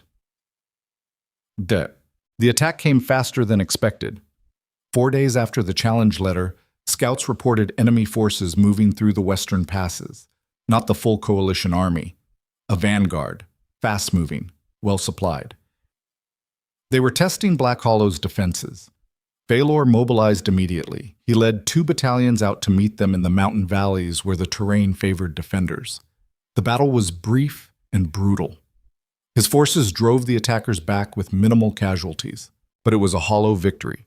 Because the coalition wasn't trying to win, they were probing, finding weaknesses, learning how Black Hollow responded to pressure.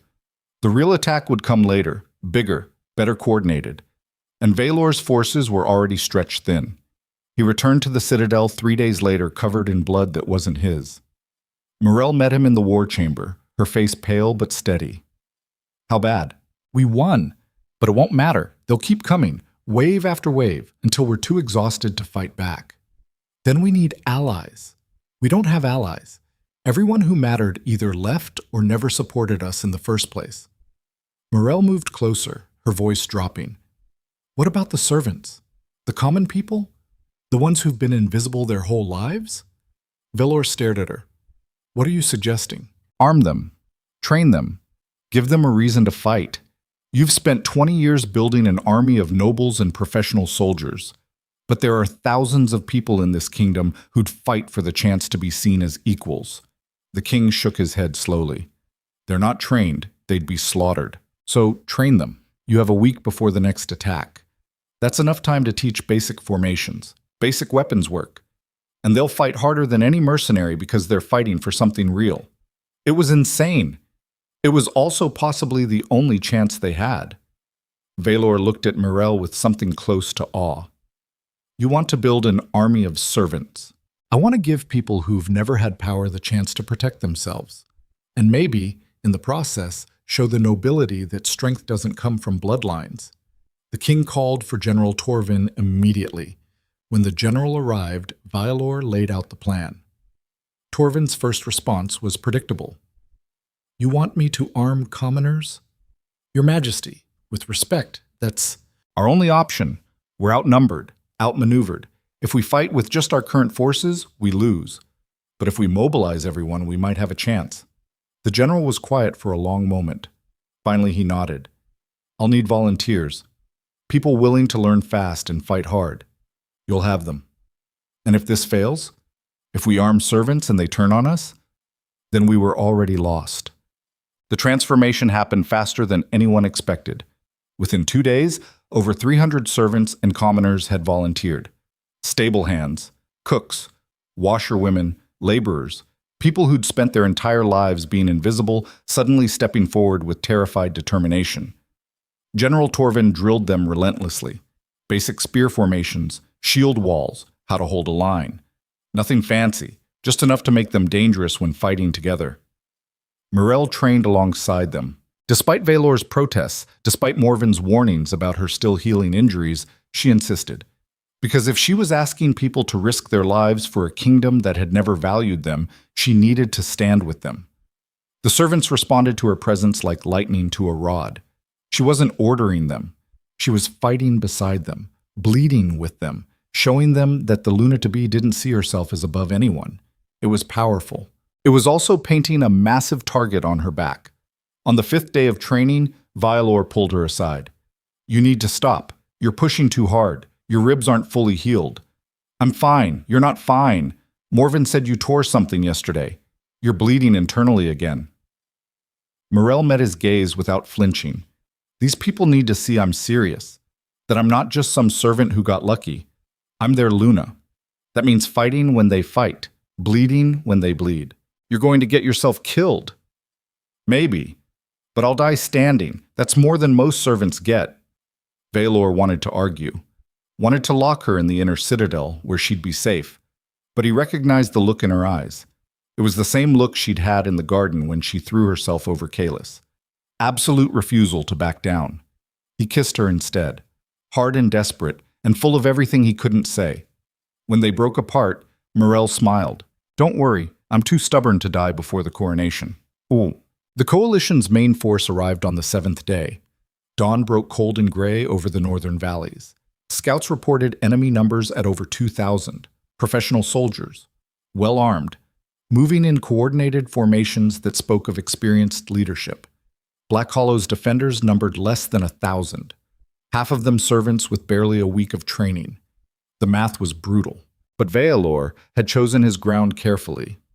The valley approach to Black Hollow forced attackers into a narrow corridor flanked by steep mountain walls. Numbers mattered less when you couldn't deploy them all at once. The king stood at the valley's mouth with his forces arrayed behind him. To his left, General Torvin commanded the professional soldiers.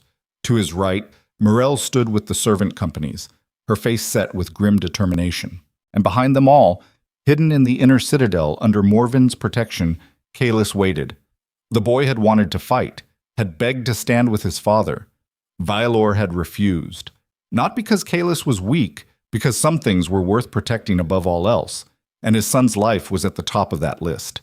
The coalition army emerged from the morning mist like a nightmare-taking form. Lord Ashfeld rode at their head, his banner snapping in the wind. Beside him, Lady Nycera Valicrest sat astride a white horse, somehow freed from the dungeons and restored to power. That answered one question about how the coalition had grown so quickly. The Valicrest family had traded for her release and bought themselves the coalition's leadership in return. The two armies faced each other across 100 yards of open ground. Ashfeld's voice carried clearly in the cold air. Vaelor Draven, you've had a week to consider our demands. Have you come to your senses? The king's response was simple. No. Then you've chosen death. Not death, change. There's a difference. Ashfeld shook his head like a parent disappointed in a stubborn child. You could have been remembered as a great king. Instead, you'll be remembered as the fool who threw away an empire for a servant girl. Better that than being remembered as someone who looked away while children were beaten.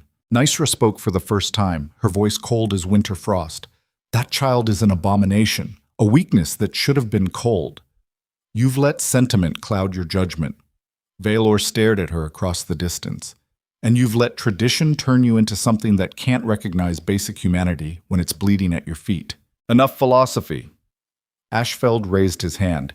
This ends now. Final offer. Abdicate. Turn over the servant. Let us restore proper order. Do this and we'll let you live in exile with your son. And if I refuse, then we'll take Black Hollow by force. And when we're done, we'll make sure no servant ever forgets what happens when they forget their place. Vaelor drew his sword. The blade caught morning light and threw it back like a challenge. Come and try. Ashfeld's hand dropped. The coalition army charged. The battle was chaos made manifest. Steel rang against steel. Men screamed. Blood turned mountain stone dark and slippery. The narrow valley became a meat grinder where numbers meant less and brutal determination meant everything. Vaelor fought at the front. His sword was a blur of violence. He moved through enemy soldiers like a force of nature, his alpha strength making him nearly unstoppable in close combat. To his right, Morel commanded the servant companies with surprising competence. She'd never led troops before, but she understood defensive formations instinctively. Keep the line solid, protect each other, hold the ground. And the servants fought like demons, because they were fighting for something more than orders or pay. They were fighting for the chance to be seen as equals, for the possibility that courage mattered more than bloodlines. They held. For an hour. Then 2. The coalition forces kept coming, fresh troops rotating in while defenders grew exhausted. Slowly, inevitably, Black Hollow's line began to buckle. Vaelor saw it happening, saw his forces losing ground inch by bloody inch, and he knew they couldn't hold much longer. Then something unexpected happened. A horn sounded from the eastern ridge. Everyone paused, turned. A new force emerged from the mountain passes. 300 soldiers carrying banners Vaelor didn't immediately recognize. At their head rode an older woman in battle-scarred armor. Her hair was iron gray, and her face looked like it had been carved from granite. General Kessa Ravenwing, commander of the Eastern Border Forces, a warrior who'd served Vaelor's father and had supposedly retired 5 years ago. She surveyed the battlefield with cold assessment, then urged her horse forward until she stood between the two armies. Her voice rang out across the valley. Both sides stand down. Ashfeld turned toward her with barely concealed fury. This doesn't concern you, Kessa. This is coalition business. Everything concerning this kingdom concerns me. I swore an oath to protect it, not to anyone Alpha, to the land itself. She looked at Vaelor. You've made a mess, boy. Yes, ma'am. Chosen a servant as Luna, armed commoners, started a civil war. All for what? Sentiment? Vaelor met her gaze without flinching.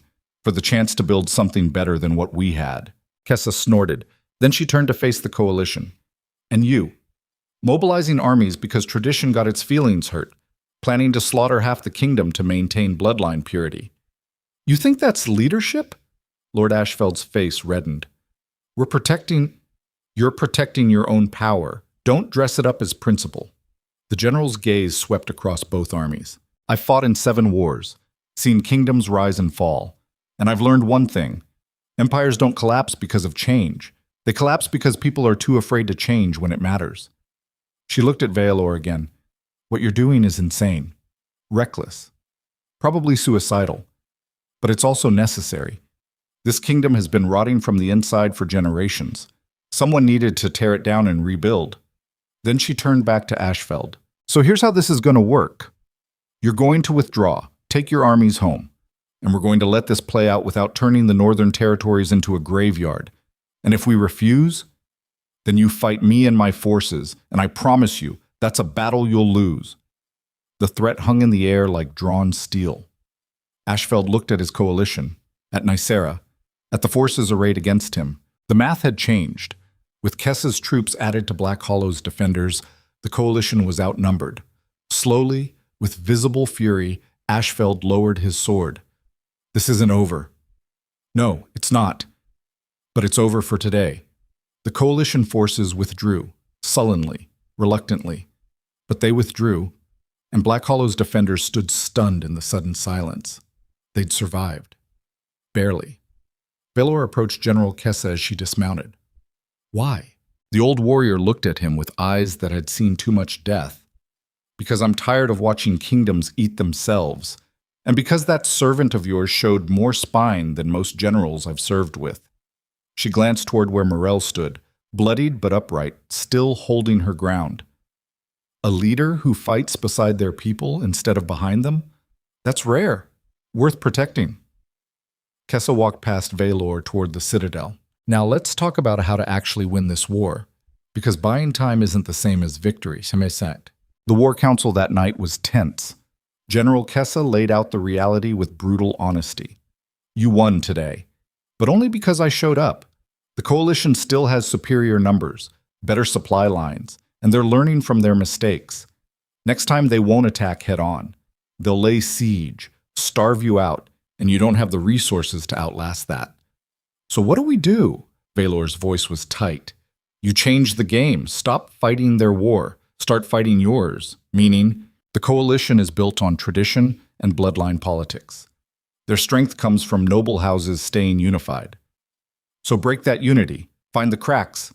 Exploit them. General Torvin leaned forward. How? Make them choose. Force each house to decide whether maintaining tradition is worth the cost. Morel spoke up from her corner. What if we offered amnesty? Any house that withdraws from the coalition gets pardoned. No consequences. Just come home. Kessa nodded approvingly. Smart. You're giving them an out that doesn't require admitting they were wrong. Just practical necessity. Ashfeld will never accept it, Graveth interjected. He's too invested. Then we isolate him. Peel away his allies until he's leading an army of one. The strategy was sound, but it required time, and every day they waited was another day the coalition could regroup and strengthen. Vaelor made the decision. Send the offer. Broadcast it across all territories. Any house that withdraws within 3 days faces no consequences. After that, anyone still with the coalition is considered a traitor. The council dispersed to carry out the orders. Morel stayed behind. When they were alone, Vaelor pulled her into his arms and held her like she might disappear. I thought I lost you today. When that line started breaking, I thought, but you didn't. I'm here. We're both here. Barely. She pulled back enough to look at him. This is going to get worse before it gets better. You know that. I know. And some of us might not survive. I know that too. Morel touched his face gently. Then promise me something. If it comes down to choosing between me and Kalis, between saving the kingdom or saving us, you choose him. Always him. No hesitation. Vaelor wanted to argue, wanted to say he'd find a way to save everyone, but he'd learned something over the past weeks. Honesty mattered more than false comfort. I promise. They stood together in the war chamber surrounded by maps and failed strategies and the impossible weight of decisions that had no good answers, and both of them knew the worst was still coming. The response to the amnesty offer arrived 2 days later. 3 houses withdrew from the coalition: House Cordath, House Silverpine, House Greymont, all citing practical concerns and unwillingness to pursue further conflict. It was a victory, but a small one, because Lord Ashfeld's remaining coalition still numbered over 1,500 soldiers, and they weren't withdrawing, they were digging in. The siege began on the 3rd day. Coalition forces surrounded Black Hollow from 3 sides, cutting off supply routes and trade roads.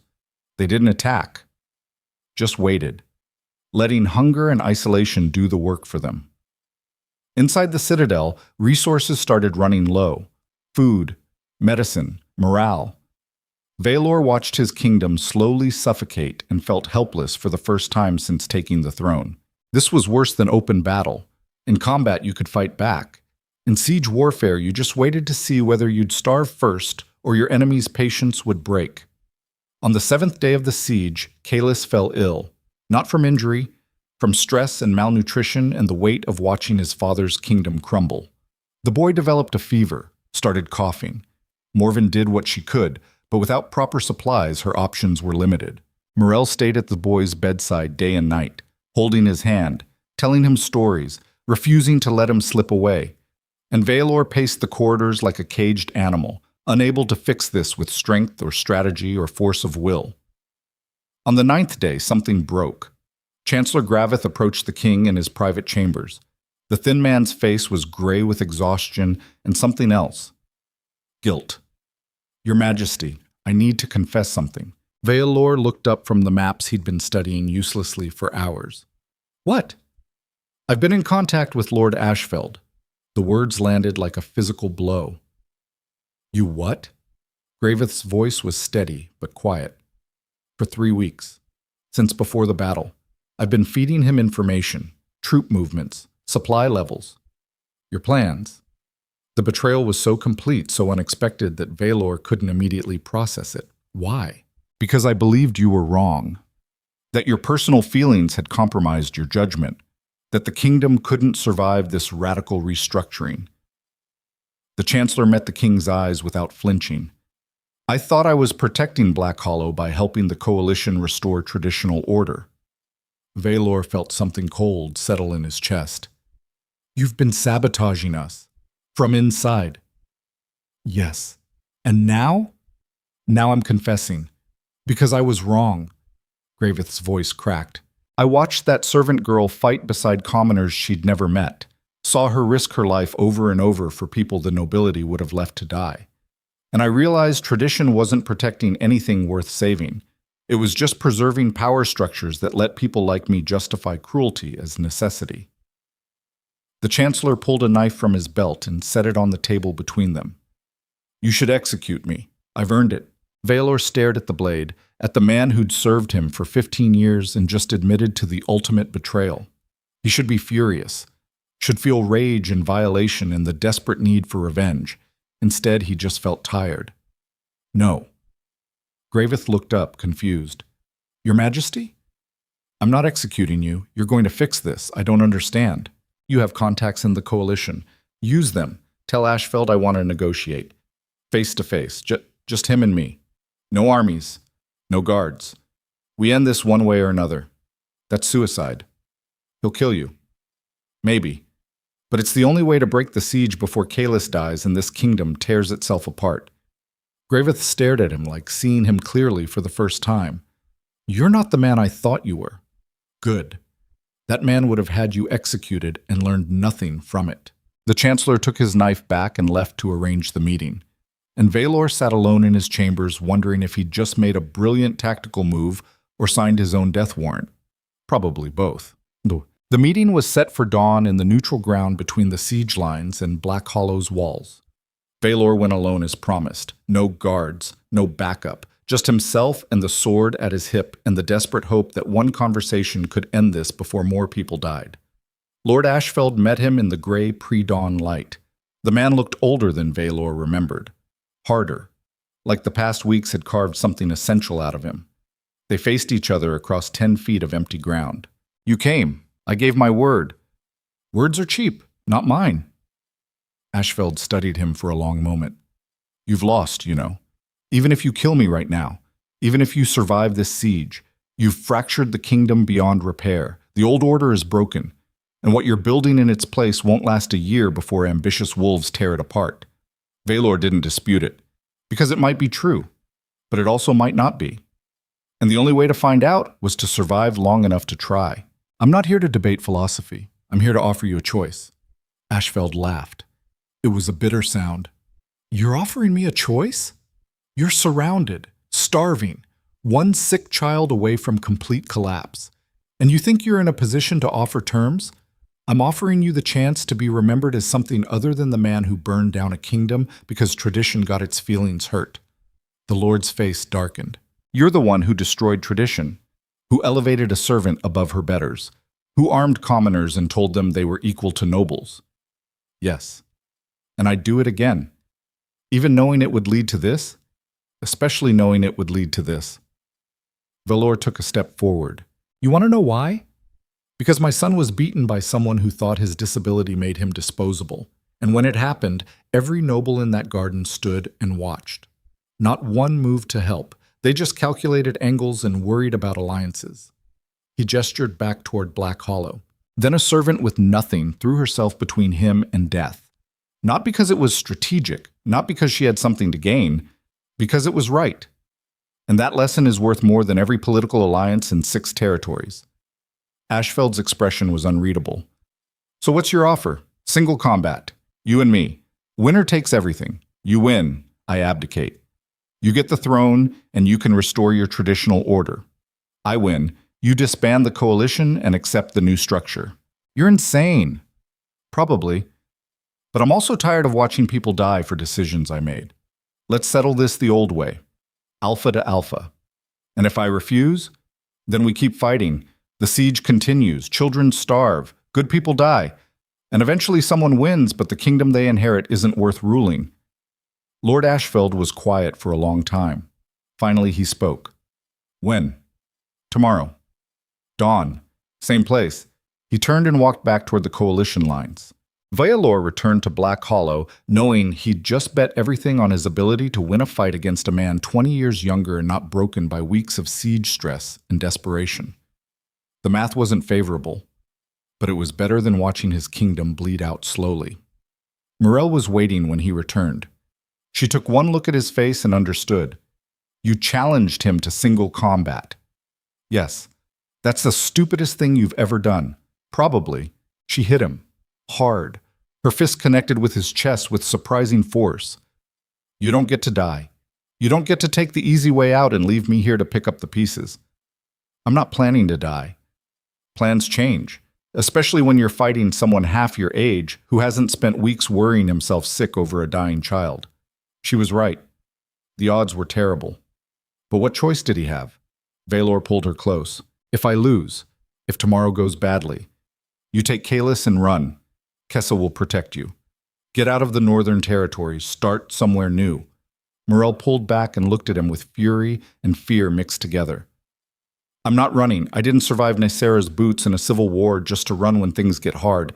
This isn't about being hard. This is about survival. No, this is about you trying to control everything even when you can't. She touched his face gently, her anger fading into something softer. You taught me that courage means showing up even when you're terrified. That strength isn't about never falling. It's about getting back up. So don't you dare ask me to abandon that lesson when it gets inconvenient. Vaelor had no answer for that, so he kissed her instead, desperately, like it might be the last time. When they broke apart, Morel whispered against his mouth, Don't lose, I'll try. Not good enough. Promise me you'll win. I promise I'll fight like hell. She smiled through tears. That'll have to do. Dawn came cold and final. Vaelor stood in the neutral ground with his sword drawn and his body coiled for violence. Across from him, Lord Ashfeld waited with the patient calm of a man who'd already convinced himself he'd won. Behind each of them, armies watched. No referees, no rules, Just two men and the question of whether kingdoms could evolve or whether they were forever locked in traditions written in blood and fear. Ashfeld spoke first. Any last words? Just one. Change isn't weakness. It's the only way anything survives. The Lord shook his head. You still don't understand. Stability requires hierarchy. Order requires knowing your place. You've disrupted that, made servants think they could be equals, made weakness acceptable. Even if you win today, you've doomed the kingdom to chaos. Or saved it from rot. We'll see. Ashfeld attacked. The fight was brutal and ugly. No elegance, no ceremony, just two wolves trying to tear each other apart with everything they had. Vaelor was stronger. His alpha bloodline gave him raw power that even weeks of stress couldn't fully diminish. But Ashfeld was faster, younger, less damaged. They traded blows that would have killed normal men. Steel rang. Blood flew. The ground beneath them turned muddy with it. Vaelor felt his body failing, exhaustion weighing down every movement, his sword arm growing heavy, his breathing ragged, and he knew he was losing. Ashfeld sensed it too, pressed harder, drove him back step by step. The killing blow came fast. Ashfeld's sword slipped past Vaelor's guard and drove toward his chest. Time seemed to slow. Vaelor saw death approaching and felt strangely calm. Then something impossible happened. A rock the size of a fist struck Ashfeld's temple. The Lord staggered. His killing thrust went wide. Vaelor didn't question it, just struck. His blade found Ashfeld's throat and opened it. The Lord collapsed, blood pooling, life fading, and across the battlefield, Vaelor saw who'd thrown the rock. Kalis. His 7-year-old son with the twisted leg and the body weakened since birth had climbed the citadel walls, found a rock, and thrown it with perfect accuracy when it mattered most. The boy stood on the wall holding Morel's hand, his face fierce with determination. And Vaelor understood something fundamental. Strength didn't come from perfection. It came from refusing to quit, from showing up even when your body was broken and the odds were impossible and everyone told you that you didn't matter. His son had saved him, not with dominance or raw power, with stubborn courage and perfect aim. The coalition army stood in stunned silence as their leader bled out in the mud. Then, slowly, they began to kneel, not in defeat, in recognition, that sometimes change was necessary, that sometimes tradition needed to break so something better could grow. The war was over. Black Hollow had survived, but nothing would ever be the same again. Lord Ashfeld died in the mud with his eyes wide open and his throat leaking red. The coalition army stood frozen. Their leader was dead, killed in single combat by an Alpha King who should have lost but survived because a 7-year-old boy threw a rock at exactly the right moment. It should have ended there. Victory declared. War concluded. Everyone goes home and rebuilds. But warfare isn't a children's story where conflicts resolve cleanly. Real battles leave wreckage. Real victories come with consequences that ripple outward like blood in water. And someone in that coalition army wasn't ready to accept defeat. The arrow came from nowhere. One moment, Vaelor stood over Ashfeld's body, chest heaving, sword dripping. The next moment, steel-tipped death was screaming through dawn air, aimed directly at his heart. He saw it coming, tried to move. Too slow, too exhausted, too broken from the fight. The arrow would have killed him, would have ended everything right there in the moment of triumph. But Morel was faster. She'd been running toward him from the citadel walls, her damaged ribs screaming, her body still healing from Nicera's beating. She saw the archer, saw the trajectory, and threw herself forward with the same desperate courage she'd shown in the garden. The arrow punched through her shoulder instead of Vaelor's chest. The impact spun her sideways. She hit the ground hard and didn't get up. Vaelor's scream tore through the valley like something primal and absolute. He didn't think, didn't calculate, just moved. His body became pure violence focused on a single target. The archer who'd fired from the coalition ranks was already trying to disappear back into the crowd. Vaelor tracked him like a wolf tracking wounded prey. The king covered 50 yards in seconds that felt like hours. Soldiers scattered out of his way. The archer turned to run. Vaelor caught him by the throat and lifted him off the ground with one hand. Who ordered this? The man's face purpled. He clawed at Vaelor's grip uselessly. Who ordered this? The archer managed 3 words before his windpipe collapsed. Lady Valacrest, promised gold. Vaelor dropped him, and the man fell choking to the mud. The king's gaze swept across the coalition army until it found what it was looking for. Nicera Valacrest sat on her white horse at the rear of the formation, still pristine, still perfect, watching the chaos she'd created with cold satisfaction. Their eyes met across 100 yards of bloodied ground, and something inside Vaelor broke completely.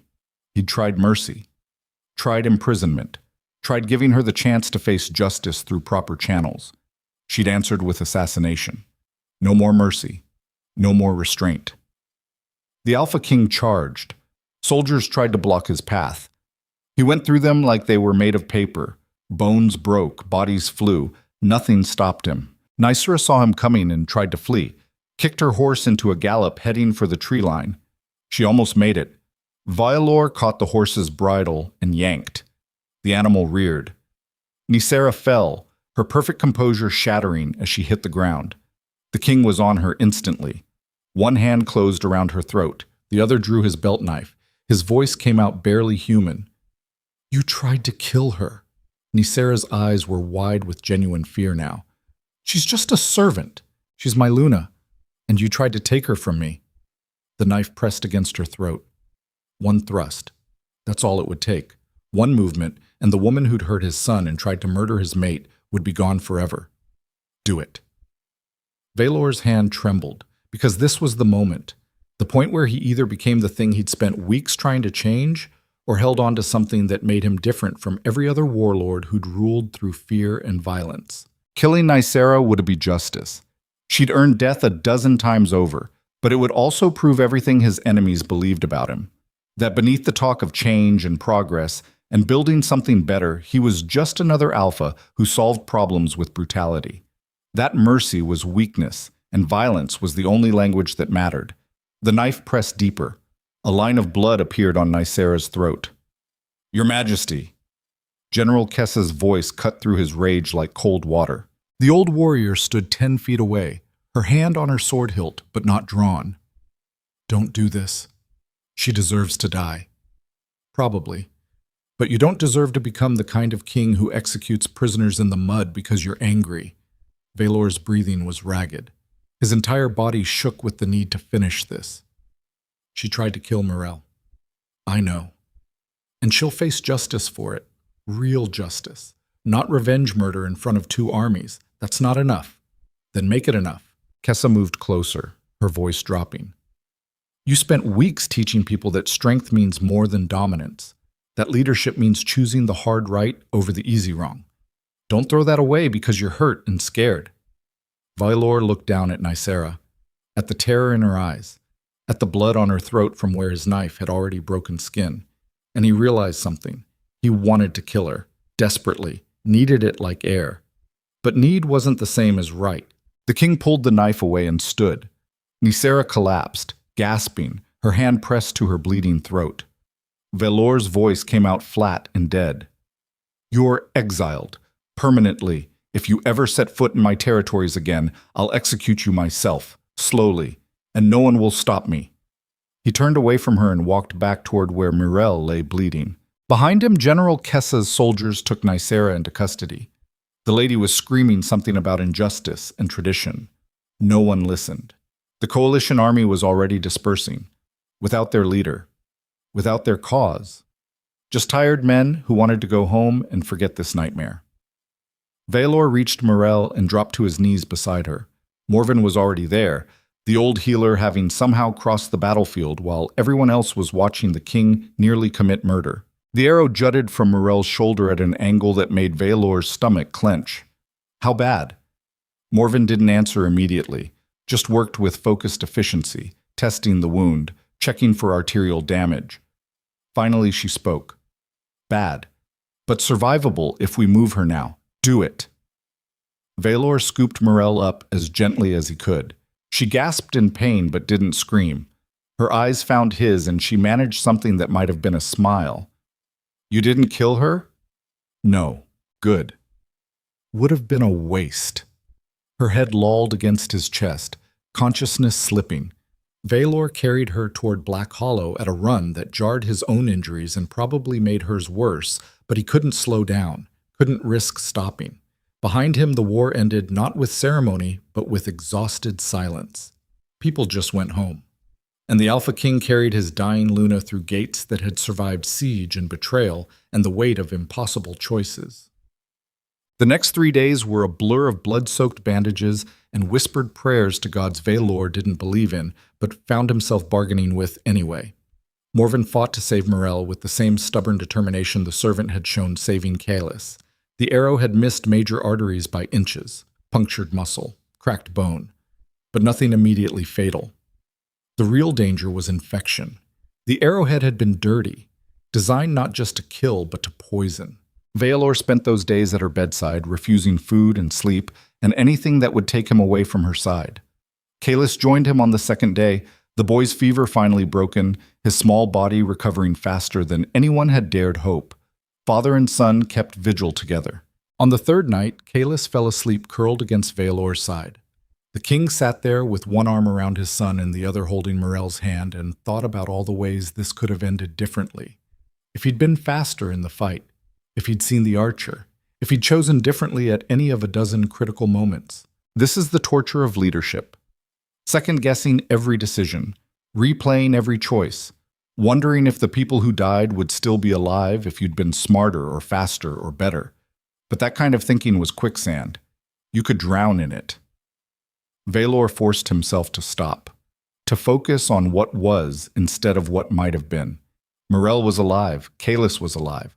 Black Hollow stood. The kingdom was fractured and bleeding. Half the noble houses had withdrawn support. Trade routes were disrupted. Winter was coming and food stores were dangerously low. But they'd survived, and survival was the foundation everything else built on. At dawn on the fourth day, Morel's eyes opened. Her voice came out rough as gravel. "Did we win?" Vaelor's relief was so intense it made him dizzy. "Yes, we won." Good. Would have been really annoying to die for a loss. Despite everything, he laughed. Kaelis woke up at the sound and immediately scrambled toward Morel. "You're alive! You're alive! I thought—" The boy's voice broke. He buried his face against her uninjured shoulder and cried with the intensity only children can manage. Morel held him with her good arm and looked at Vaelor over the boy's head. "What happens now? Now we rebuild. The kingdom? Everything." The coronation happened 2 weeks later in a throne room that still bore scorch marks from the siege. No elaborate ceremony, no parade of nobles in silk and silver, just the people who'd actually fought. Servants and soldiers standing shoulder to shoulder, commoners who'd picked up spears when their kingdom needed them. General Kessa officiated because she was the only person both sides of the fractured kingdom still respected. Morel stood before the obsidian throne wearing a simple dress of dark blue wool. No silk, no jewels, just clean fabric and the silver brace on her still healing shoulder. Her scars were visible. She'd refused cosmetic healing the same way she'd refused everything else that would hide what she'd endured. Because scars were honest. They told the truth about survival and the price it demanded. Kessa held the Luna crown, the same crown that had been offered to a dozen noble candidates who'd competed for political power. Now it was being given to a servant who'd competed with no one and earned it through blood and courage. The general's voice carried through the hall. Leadership isn't birthright. It's not inherited through bloodlines or purchased with alliances. It's earned through action, through choosing to protect when you could have walked away, through standing up when everyone else kneels down. She looked at Morel. "You've shown more leadership in 6 weeks than most nobles show in a lifetime. You threw yourself between violence and an innocent child. You fought beside people who had nothing. You took an arrow meant for your king without hesitation." Kessa placed the crown on Morel's dark hair. "That's what a Luna looks like." The hall erupted, not with polite applause, with raw cheering, servants screaming themselves hoarse, soldiers pounding spear butts against stone. The sound was deafening and joyful and absolutely real. Morel stood there looking uncomfortable with the attention, but not backing away from it. Vaelor approached and took her hand. Together they faced the assembled crowd. The king spoke without ceremony. "The old kingdom is dead. We're building something new. Something where courage matters more than bloodlines. where servants can become lunas and broken children can be heirs, and strength is measured by who you protect instead of who you dominate. His voice hardened. Some of you won't like this, won't accept it. To those people I say this: leave. Go find a kingdom that values tradition over humanity, but if you stay, you bend the knee to her. He gestured to Morel. Not because I'm ordering it, because she's earned it. The hall was silent for a long beat. Then people started kneeling, one by one, then in groups, wave after wave of people dropping to their knees in genuine respect. Not everyone. A handful of nobles remained standing, their faces tight with fury, but the majority knelt. And in that moment, something fundamental shifted in Black Hollow's foundation. The celebration lasted until dawn. Music filled the citadel for the first time since the siege. Not formal court music. The kind servants played in their quarters when nobles weren't listening, raw and imperfect and alive. Morel danced with Kalis. The boy's twisted leg made it awkward, but he didn't care. Just laughed and spun and looked happier than Vaelor had ever seen him. The king watched from the throne platform and felt something he'd forgotten existed. Peace. Not complete. Not permanent. Just a moment of actual peace, where the weight lifted and he could breathe without calculation or strategy or fear. General Kessa joined him, a cup of something strong in her scarred hand. You did it. Against all odds and common sense, you actually did it. We'll see. Half the kingdom still thinks I'm insane. The important half is starting to believe you might be right. She took a drink and grimaced. Whatever this is, it's terrible. It's celebrating. You're supposed to pretend it tastes good. I'm too old to pretend anything. They stood in comfortable silence, watching the celebration. Finally, Kessa spoke again, her voice serious. You know this isn't over. The nobles who left will regroup, form new alliances, try again when they think you're weak. Let them try. That's not strategy. That's arrogance. No, it's certainty. I know what I'm fighting for now. That makes me dangerous. The general studied him. You've changed. The man who started this would have already been planning the next campaign. You're just standing here watching your son dance. That's the point. This is what matters, not the next campaign. Kessa smiled. It made her look decades younger. Maybe there's hope for this kingdom after all. Midnight found Vaelor and Morel alone in the royal gardens, the same place where Nicera had beaten Kaelis, where Morel had thrown herself into violence without hesitation. They'd avoided this spot since the incident. Too many ghosts, too much pain. But tonight Morel had asked to come here, to reclaim it. They sat on the fountain's edge, surrounded by jasmine and night-blooming flowers. The water behind them reflected starlight. Morel's voice was quiet. Do you regret it? Choosing me over stability? Every day. She turned to him, hurt flashing across her face. Vaelor caught her hand. I regret that I didn't do it sooner. That I wasted years being the king everyone expected instead of the man I needed to be. That my son grew up afraid of me because I was too much of a coward to face my own pain. He pulled her closer. But choosing you? Making you Luna? Burning down everything to build something better? I'd do it again. And again. Until I got it right. Even knowing what it cost? Especially knowing what it cost. Morel leaned against his shoulder carefully, mindful of her healing injuries. The nobles who left will come back. With armies, they'll try to take this from us. I know. And we might not survive. I know that too. She pulled back to look at him directly. So why fight? Why not compromise? Give them something so they leave us alone? Vaelor touched her face gently. Because compromise would teach Kaelis that change is impossible, that courage means nothing, that power is the only thing that matters. And I refuse to teach him that. He paused. Besides, you already proved them wrong. A servant became Luna. A broken child saved his father. Everything they believe about strength and worth and hierarchy just collapsed. They can come with armies and strategies and all the traditional power they want, but they can't undo what you've already shown is possible. Morel kissed him, soft at first, then harder, desperate and fierce and full of everything words couldn't hold. When they broke apart, she was crying. I'm scared. Of failing. Of not being good enough. Of letting down everyone who believes in this. Good. Fear means you understand what's at stake. How do you do it? Carry this weight? I don't. We do. Together. He stood and pulled her up with him. Come on, there's something I want to show you. They walked through the citadel toward the throne room. Empty now, silent except for their footsteps echoing on marble. Vaelor led her to the obsidian throne and gestured. Sit. Morel stared at him like he'd lost his mind. I can't sit on your throne. It's not mine anymore. It's ours. Sit. She hesitated, then slowly climbed the platform steps and lowered herself onto the black stone. The throne was massive, made for warriors and conquerors. She looked small in it, but she didn't look wrong. Vaelor knelt before her, not as king, as partner. This is what I see.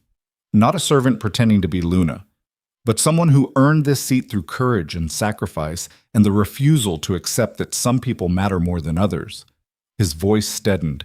They'll come for us.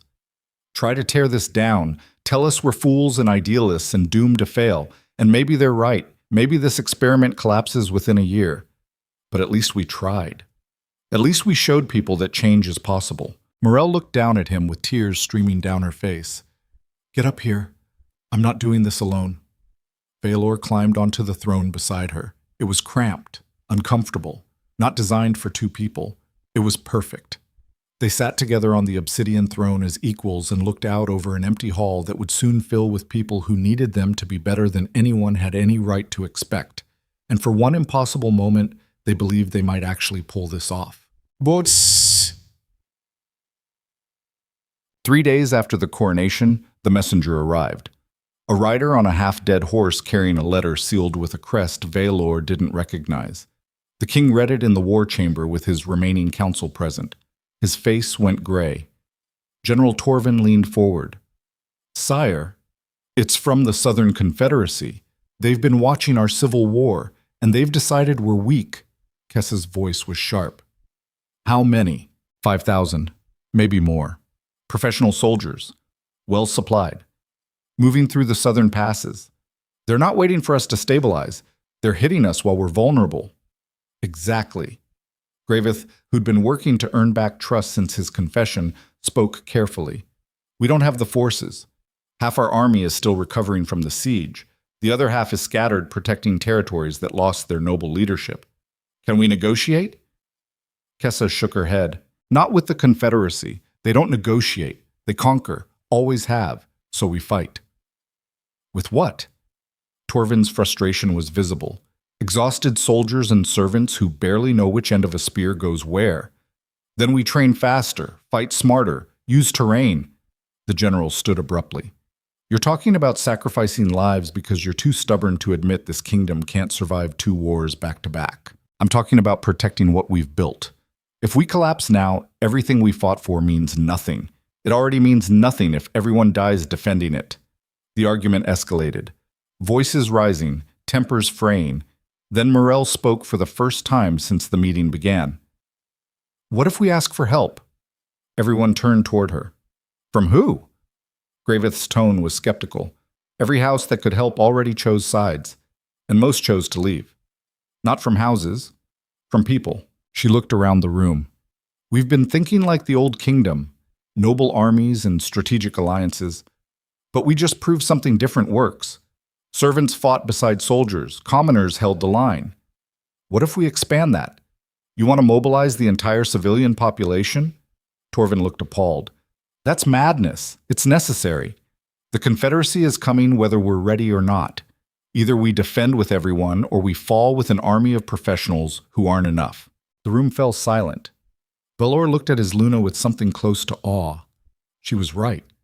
They'd been thinking like the old kingdom, trying to win with traditional strategies, but tradition was what got them into this mess. Time to try something different. The king stood. Spread the word. Every person capable of holding a weapon gets trained. We're not building an army. We're arming a kingdom. If the Confederacy wants Black Hollow, they'll have to go through every man, woman, and child who calls this place home. Kessa nodded slowly. It might work. Might. Then let's make it work. The training began at dawn and didn't stop. Every able body in Black Hollow found themselves holding weapons and learning formations, cooks and stable hands, washerwomen and farmers. Even Kylus insisted on learning archery. his accuracy with thrown rocks translating to unexpected skill with a bow. Morel trained alongside them again, her shoulder still healing but functional. She moved through drills with grim determination, showing people that their Luna wasn't asking them to do anything she wouldn't do herself. And slowly, impossibly, an army took shape. Not professional, not polished, just desperate and determined and unwilling to let everything they'd fought for get taken by invaders who saw vulnerability as opportunity. General Kessa drilled them relentlessly. Basic tactics. How to fight as units instead of individuals. How to use terrain. How to survive when you're outmatched and outgunned. The Confederacy forces arrived in 2 weeks. They came through the southern passes in disciplined formations. 5,000 professional soldiers who'd conquered 3 territories in the past 5 years. They expected to find a fractured kingdom still bleeding from civil war. Instead, they found every person in Black Hollow armed and waiting. The Confederacy commander sent a messenger forward, traditional demand for surrender. List of terms that were insulting but survivable. Vaelor read the terms and laughed. Then he sent the messenger back with a counteroffer written on the back of the original parchment. Come take it. The messenger looked at him like he'd lost his mind. Sire, they have 5,000 soldiers, professional warriors. You can't possibly... Watch us. The siege began at dawn the next day. But this time Black Hollow was ready. Confederacy forces expected traditional warfare. Instead, they got guerrilla tactics learned from weeks of desperate survival. Arrows from unexpected angles, traps in seemingly open ground, civilians fighting with the fury of people protecting their homes instead of just following orders. The first assault broke against Black Hollow's walls like waves against cliffs. The second assault got further but cost them hundreds of casualties. By the third day, the Confederacy commander called for parley. Vaelor met him in neutral ground. The commander was a scarred veteran who'd seen 50 campaigns. He looked at the Alpha King with grudging respect. You've got steel, I'll give you that. But you can't win this. We have supplies for months. You'll run out of food before we run out of patience. Maybe. So, surrender. I'll give better terms than my initial offer. You keep your throne. Keep your servant Luna. Just bend the knee to the Confederacy and pay tribute. No. The commander sighed. You're going to get everyone killed for pride. Not pride. Principle. You came here expecting to conquer people too broken to fight back. Instead, you found a kingdom that refuses to quit. Every day you stay, we learn how you fight. We get better, stronger, and your soldiers get more tired. The veteran studied him carefully. What are you suggesting? Leave. Now. Withdraw your forces and we'll let you go without pursuit. Stay, and we'll bleed you dry one day at a time until you're too weak to make it home. That's a bluff. Try me. They stared at each other across 3 feet of space. Finally, the commander spoke. 3 days. I'll withdraw in 3 days. But if we ever cross paths again, I won't be so generous. Deal. The Confederacy forces left on schedule, and Black Hollow erupted in celebration for the second time in a month. They'd survived again, against impossible odds and every expectation. But Vaelor knew this was just the beginning. Word would spread. Other kingdoms would hear about the servant Luna and the broken heir and the Alpha King who'd chosen courage over tradition. Some would be inspired, want to join them, build alliances based on new principles. Others would be threatened, see them as dangerous, a virus that needed to be eliminated before it spread.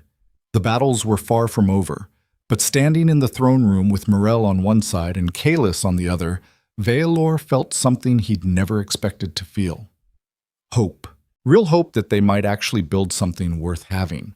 Something that survived not through dominance, but through the simple revolutionary idea that everyone deserved protection and respect regardless of where they were born. It was fragile, precious, easily broken. But it existed, and that was enough to keep fighting for. The Alpha King looked at his Luna and his heir and knew with absolute certainty that whatever came next, they'd face it together, not as ruler and subjects, as family. And that made them stronger than any army.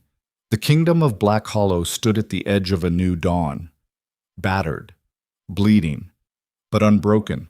And in the throne room where centuries of alphas had ruled through fear and dominance, 2 people who should never have mattered rewrote every rule about what strength actually meant. The real war was just beginning, not against external enemies, but against every tradition and assumption that said some people mattered more than others.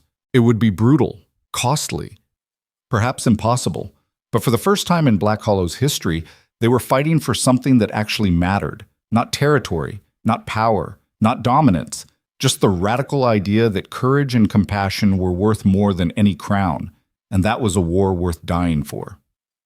6 months after the Confederacy withdrew, Black Hollow transformed into something no one recognized. The change wasn't visible from a distance. The citadel still rose from dead mountains like a clenched fist. The walls still bore scorch marks from siege fire. The corridors still smelled of stone and iron. But walk through those corridors now, and you'd hear something that had never existed before. Laughter. Real laughter. Not the calculated amusement of nobles performing for each other. The raw, unself-conscious sound of people who felt safe enough to be human. In the lower kitchens where servants had once scrubbed blood from marble in terrified silence, children now played while their parents worked. The head cook, a broad woman named Marla, who'd fed armies during the siege, had taken to teaching anyone interested how to bake bread properly. Former soldiers worked alongside former servants. No hierarchy, just people doing work that needed doing. The training yards had expanded. What started as desperate preparation for war had evolved into something else entirely. General Kessa ran daily drills open to anyone regardless of birth or status. Stable hands trained beside merchant sons. Washerwomen learned spear formations next to professional warriors. And in the throne room, the obsidian throne sat empty most days, because Vaelor and Morel had discovered something revolutionary. You didn't need to sit on a throne to lead people. You just needed to show up where the work was happening. The king spent his mornings in the lower districts resolving disputes between neighbors, afternoons in the farms outside the citadel walls helping with harvest, evenings in the council chambers with representatives elected by their communities instead of appointed through bloodlines. It was exhausting, inefficient, often frustrating. It was also working, not perfectly, not without friction. Change never happened smoothly. But the kingdom was evolving, growing into something that didn't require absolute dominance to hold together. People followed not because they feared punishment, but because they believed in what was being built. This is what strength actually looks like when you strip away all the mythology. Not the ability to crush opposition, the willingness to listen, to admit mistakes, to build systems that don't require one extraordinary person holding everything together through force of will. True power isn't about being irreplaceable. It's about creating something that survives without you. Vaelor was learning that lesson slowly, painfully, one released grip at a time. On a cold morning in late autumn, he stood in what had once been called the servants' quarter and was now just the lower residential district. No different from any other part of Black Hollow, except that people who lived here used to be invisible. Now they had elected representatives on the council, had voices and decisions that affected their lives, had the radical dignity of being seen as people instead of furniture. A young woman approached him nervously. She couldn't have been more than 17. Her hands were rough from labor and her dress was patched in 3 places. "Your Majesty, I need to report something." Vaelor waited. He'd learned not to rush people. Let them find their words. "It's about the grain distribution. Someone's been skimming, taking extra portions and selling them." "Do you know who?" She hesitated, then nodded. "My brother. He says it's not stealing because no one will notice. But it's wrong. People are going hungry while he profits." The girl looked up at Vaelor with tears in her eyes. "I don't want him executed. He's just scared. Winter's coming and he's terrified we won't have enough.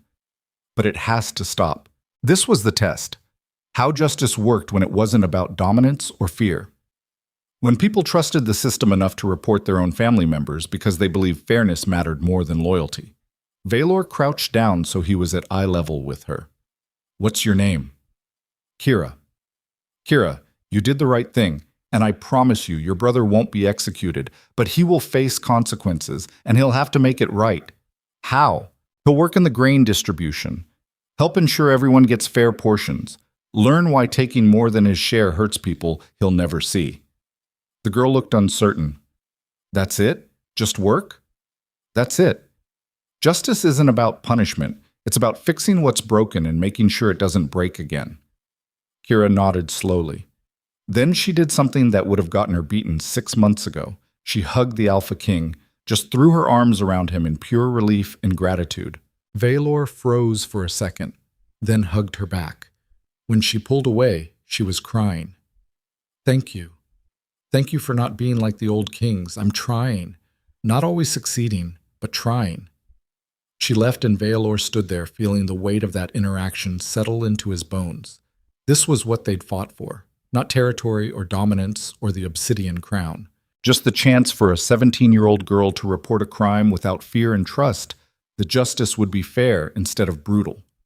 Small victories, building something one interaction at a time. Behind him, a familiar voice spoke. You're getting soft in your old age. Vaelor turned to find General Kisa leaning against a wall, her scarred face amused. I'm 39, not old. Older than you were when this started. And definitely softer. The man who began this would have had the brother flogged for stealing. The man who began this was an idiot who mistook cruelty for strength. Kessa pushed off the wall and joined him. Maybe. But that idiot conquered 6 territories and held an empire together through sheer force of will, and turned his own son into someone who was afraid to exist.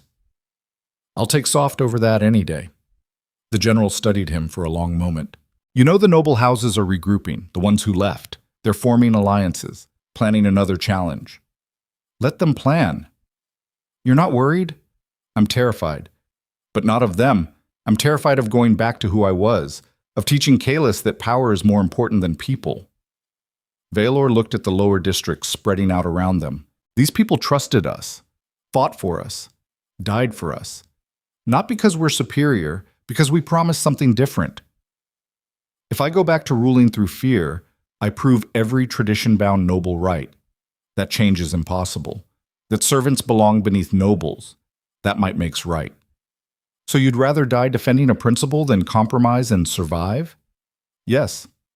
Kessa smiled. Good. Because that's what real strength looks like. And these people need to see it. That evening, Vaelor found Morel in the royal gardens, the same place where everything had started.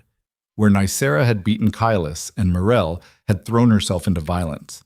They'd reclaimed this space over the past months, planted new flowers, rebuilt the damaged fountain, turned it from a place of trauma into something beautiful. His Luna sat on the fountain's edge sketching in a leather-bound journal. She'd taken up drawing as a way to process everything.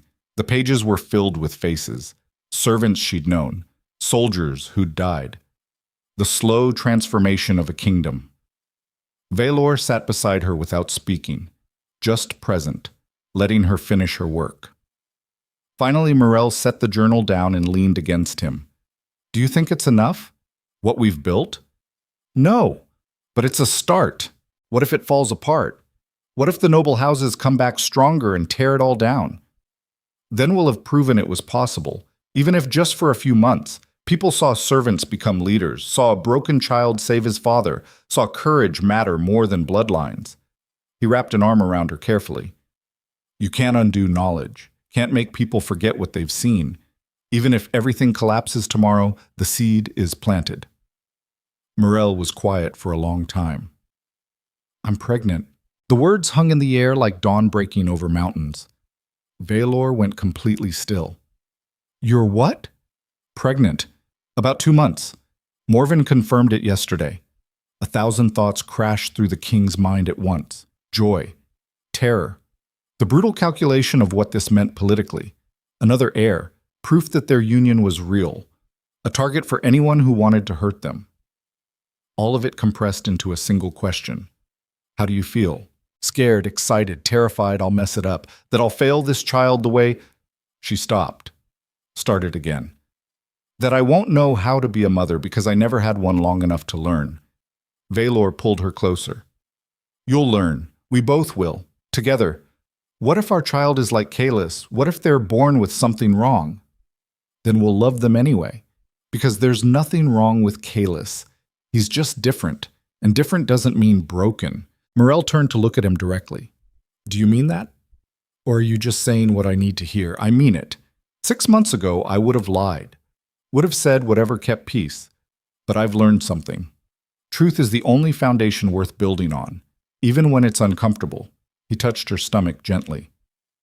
Whatever this child is, whatever they need, we'll figure it out.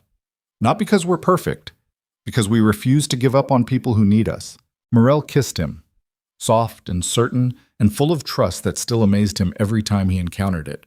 When they broke apart, she smiled. Kalis is going to lose his mind. He's been asking for a sibling since before the siege. Let's tell him together, tonight. They stood and walked through the gardens toward the inner citadel, and Vaelor felt something he'd spent 20 years believing was weakness.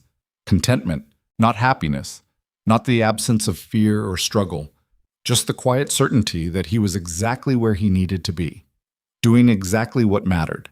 This is what peace feels like when you're used to war. Strange, uncomfortable, almost suspicious, like surely something terrible is about to happen because nothing this good is allowed to last. But maybe, just maybe, it could last, if they kept fighting for it, kept choosing courage over comfort, kept believing that change was possible even when everything suggested otherwise. The noble coalition made their move 3 weeks later, not with armies. They'd learned that lesson, with law. A messenger arrived carrying documents sealed by 7 noble houses, legal challenges to Vaelor's right to rule, claims that his marriage to Morella was invalid because she lacked noble status, arguments that Kalis was unfit to inherit, demands for a formal tribunal to determine Black Hollow's legitimate leadership. It was brilliant, vicious, bloodless.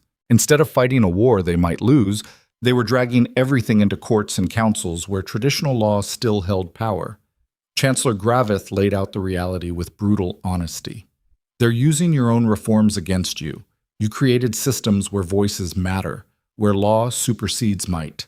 Now they're weaponizing those systems to tear down what you've built. Can we win? In a fair tribunal? Probably. But they're not planning fair. They're stacking the judges with traditionalists, framing this as defending centuries of law versus one alpha's personal whims. So we fight dirty? No. We fight honest. Vaelor looked at his council, faces he'd learned to trust over months of rebuilding. General Kessa, Chancellor Graveth, 3 elected representatives from different districts, and Morel seated beside him as equal voice.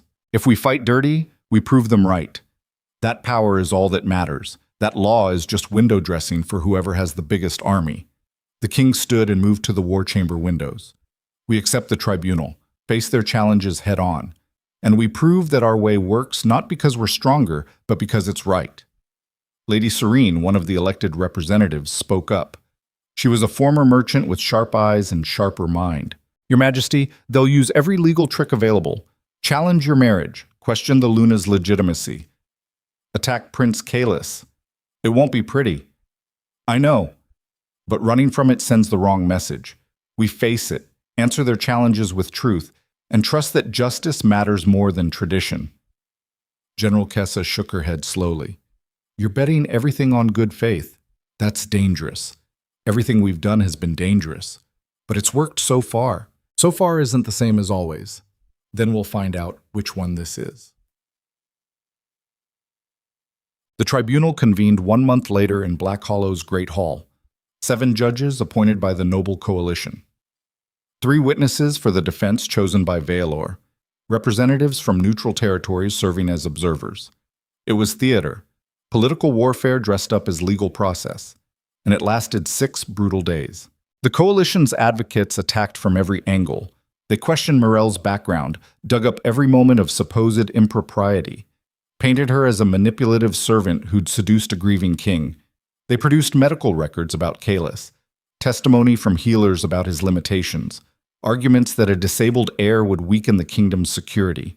They framed Vaelor as a once great king who'd been compromised by sentiment, who'd abandoned reason for romance, who'd endangered the kingdom through reckless reform. It was brutal, exhausting, designed to grind them down through sheer weight of coordinated assault. On the 4th day, they called Morel to testify. She stood before the tribunal in simple clothing. No crown, no jewelry, just herself. The lead advocate, a thin man named Lord Vestin, began his questioning with barely concealed contempt. Miss Morel, You claim the title of Luna, but you have no family name, no recorded lineage, no noble blood whatsoever. Is that correct? Yes. And yet you believe yourself qualified to stand beside an Alpha King, to help rule a kingdom, despite having spent your entire life as a servant. I don't believe I'm qualified. I believe I've earned it. Earned it how? By seducing a grieving widower? By protecting his son when no one else would? The advocate smirked. A convenient story. But the truth is, you saw an opportunity. A weak moment, and you exploited it for personal gain. Morel's voice stayed level. I saw a child being beaten and threw myself between him and violence. That's not exploitation. That's basic human decency. Basic human decency that just happened to result in you becoming Luna. Quite fortunate. I nearly died. I still have scars. 3 broken ribs. Spinal damage that hurts when it rains. If that's fortunate, I'd hate to see your definition of disaster. Lord Vestin changed tactics. Let's discuss your qualifications. What experience do you have with governance? With military strategy? With diplomatic relations? None. What education did you receive? I learned to read from kitchen scraps, learned numbers by counting linens, learned strategy by watching nobles play games with other people's lives. So no formal education, no training, no preparation for leadership whatsoever. Morel leaned forward slightly. I was trained to survive in a kingdom that treated people like me as disposable. I learned to read situations quickly because my life depended on it. I learned to assess character because one wrong word to the wrong noble meant death. She gestured towards the judges. You want to know my qualifications? I learned to lead by following leaders my entire life. Watching what worked and what didn't. Seeing nobles who inspired loyalty versus ones who commanded through fear.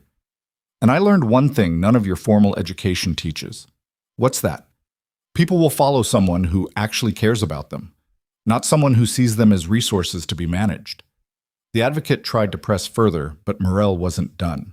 You keep talking about qualifications like leadership is something you inherit or learn from books. But I've seen noble-born leaders run kingdoms into the ground because they couldn't imagine anyone mattering except people exactly like them.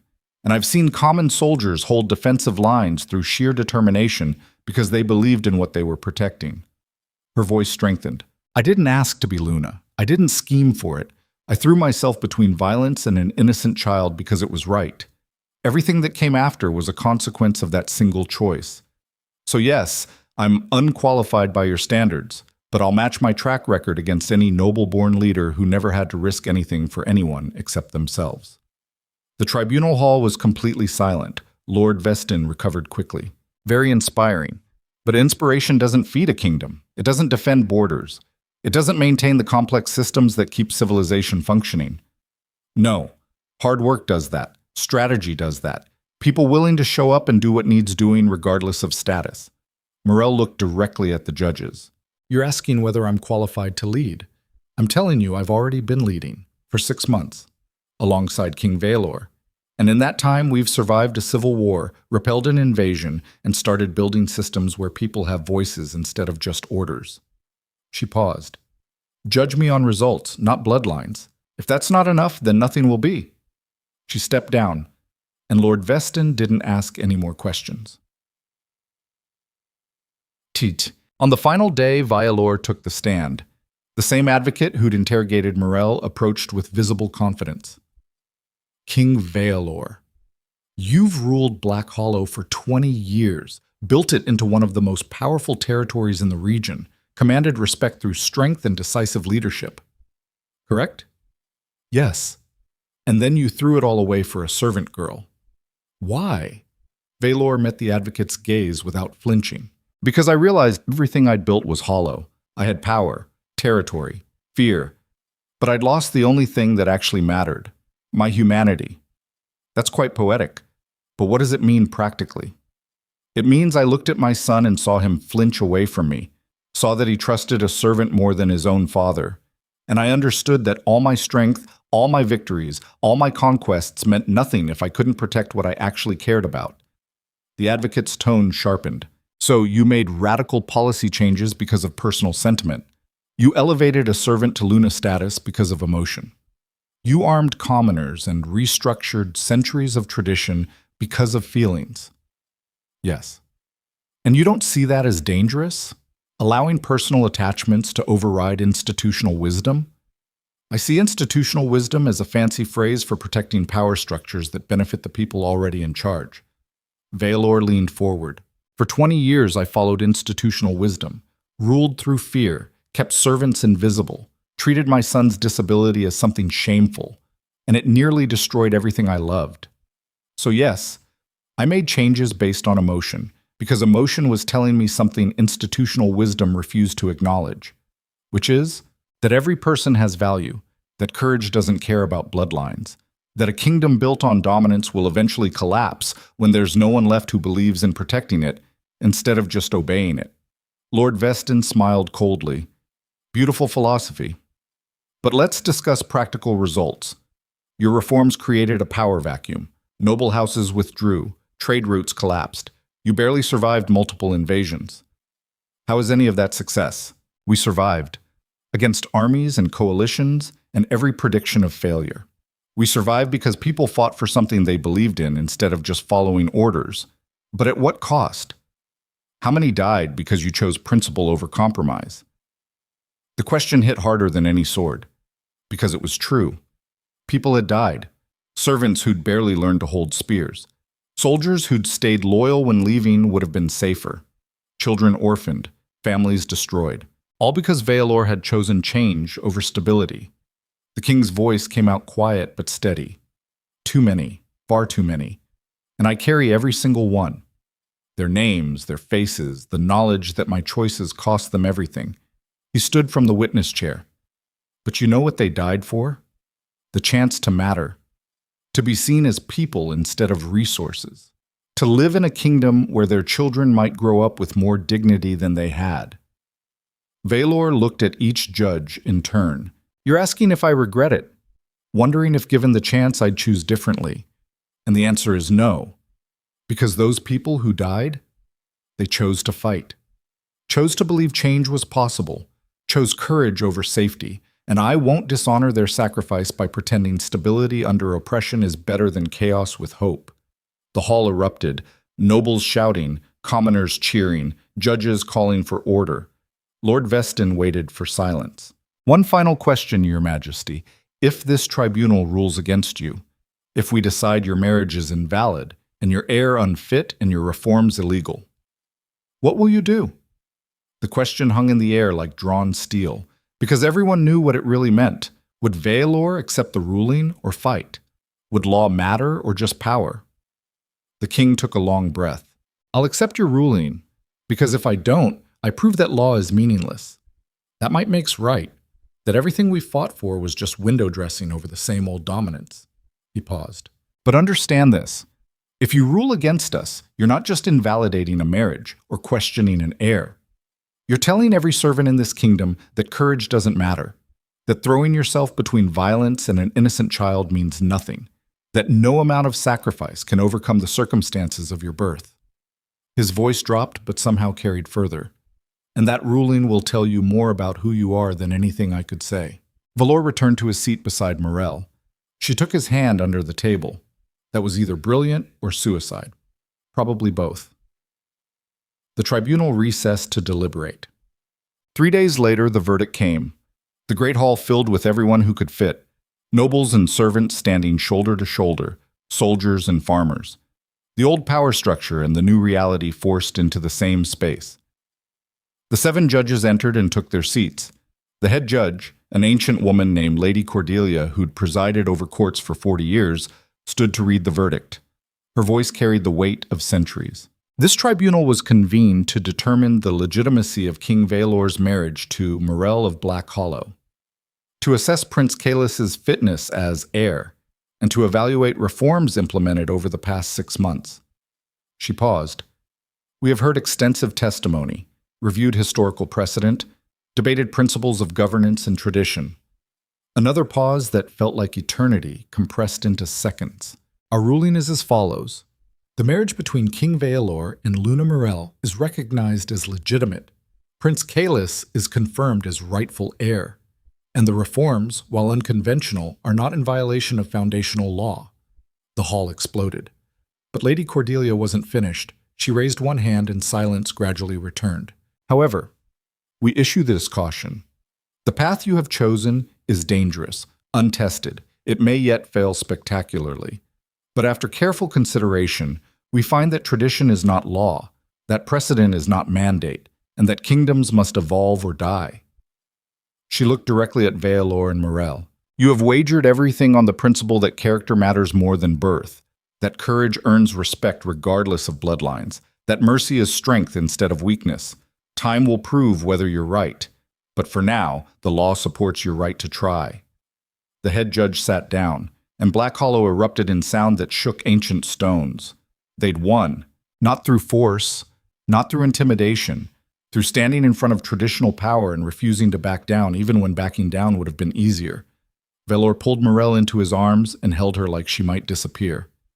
We did it. We actually did it. She was crying, laughing, both at once. I can't believe they ruled for us. Neither can I. Across the hall, Kalis pushed through the crowd toward his parents. The boy moved faster than his twisted leg should have allowed. His face split in a grin that made him look younger than his 7 years. He crashed into them both, and Vaelor caught him, lifting his son high. We won. We get to stay together, always, no matter what. The three of them stood together in the center of the great hall, surrounded by people celebrating a future that shouldn't have been possible. And for the first time since this entire journey began, Vaelor let himself believe it might actually last. That night, long after the celebration ended and the citadel quieted, Vaelor stood in the throne room alone.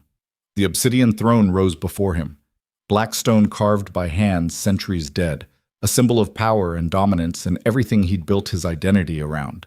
He approached it slowly, ran his hand across the armrest worn smooth by generations of rulers.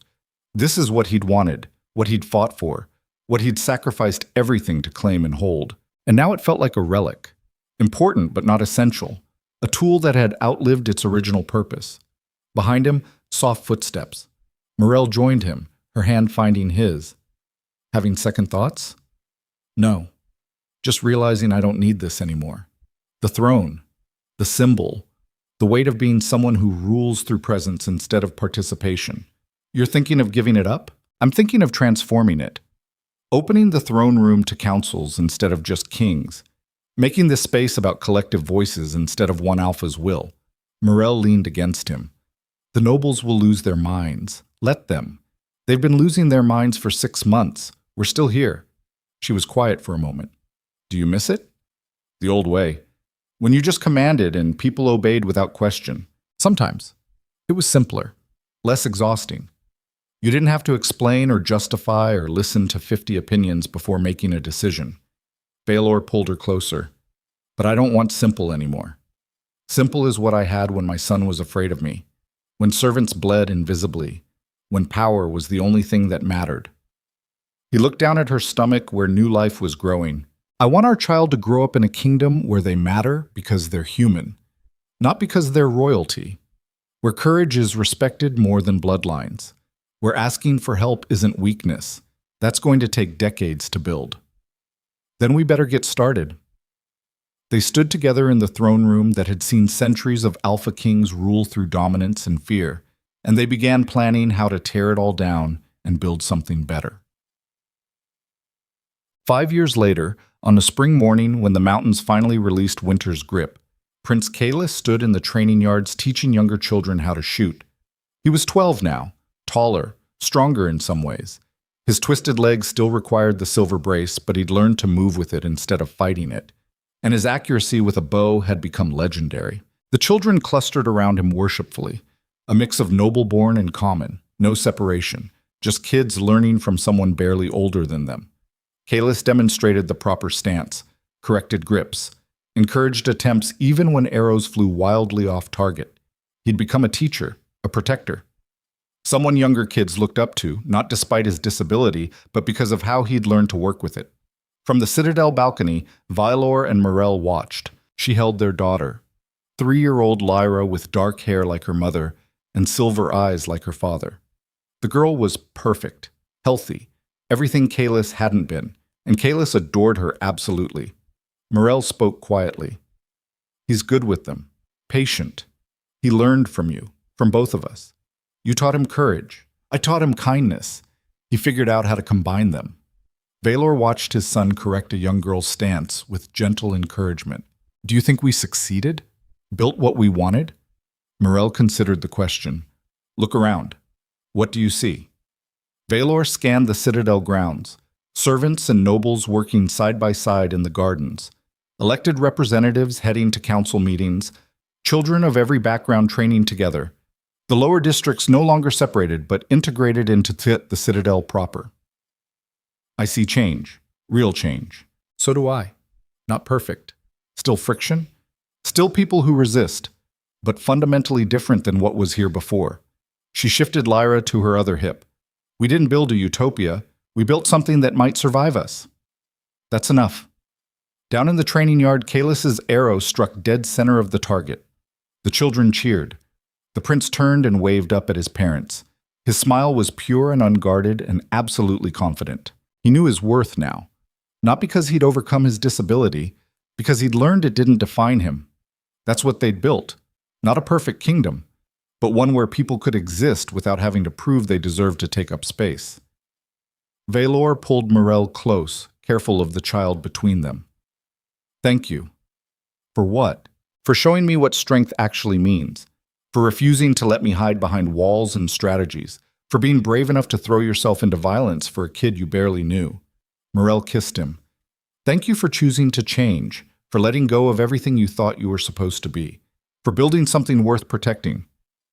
Little Lyra squirmed between them, demanding attention in the way toddlers do. Vaelor took his daughter and lifted her high. She shrieked with laughter. And the Alpha King, who'd once ruled through fear and dominance, stood on a balcony playing with his child while his reformed kingdom spread out below. Not perfect, not finished, but alive, growing, evolving into something none of them could have imagined when this journey began. The obsidian crown sat in a vault now, preserved as history, but no longer worn, because Vaelor had learned something that 20 years of conquest never taught him. True power isn't something you wear, it's something you give away. Share. Build with others instead of holding over them. And kingdoms built on shared purpose survive longer than empires held together by fear. Black Hollow stood at the edge of a new era. Still dangerous, still uncertain, still requiring constant vigilance and courage. But for the first time in its history, it was home instead of fortress. And that made all the difference. On a quiet evening when autumn painted the mountains in fire and gold, Vaelor found himself back in the gardens where everything had changed. He sat on the fountain's edge alone, just thinking, processing 5 years of transformation that still felt surreal. Footsteps approached, familiar and deliberate. General Kessa joined him.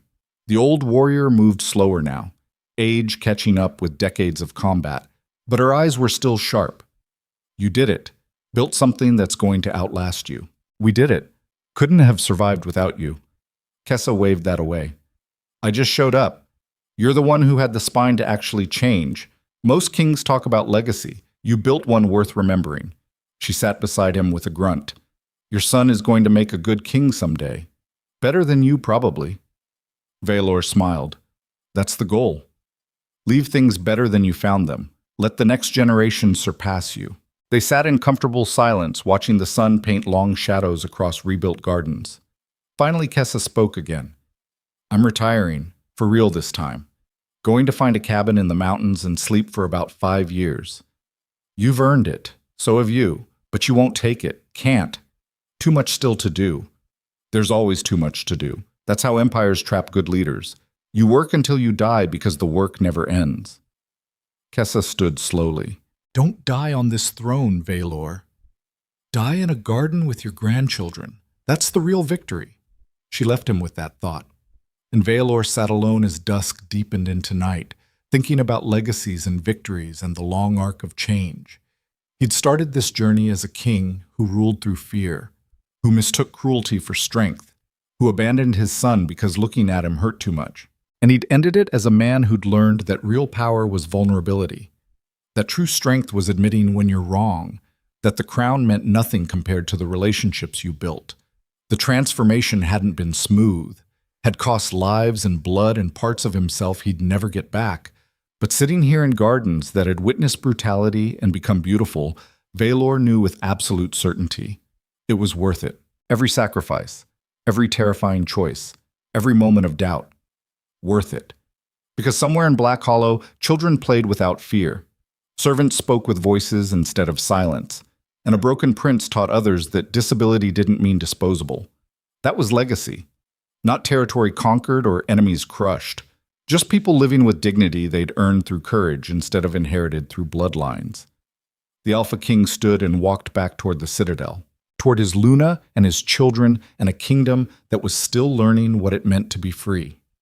The obsidian crown was dead. Long live the people who'd survived it. And in the twilight between old power and new possibility, Black Hollow stood as proof that even the most brutal systems could transform if enough people had the courage to demand better. The war was over. The real work had just begun. And Vaelor Draven, former tyrant and reformed king, walked toward that uncertain future with his head high and his humanity intact. Not because he'd conquered his demons, because he'd learned to live with them. And that was enough.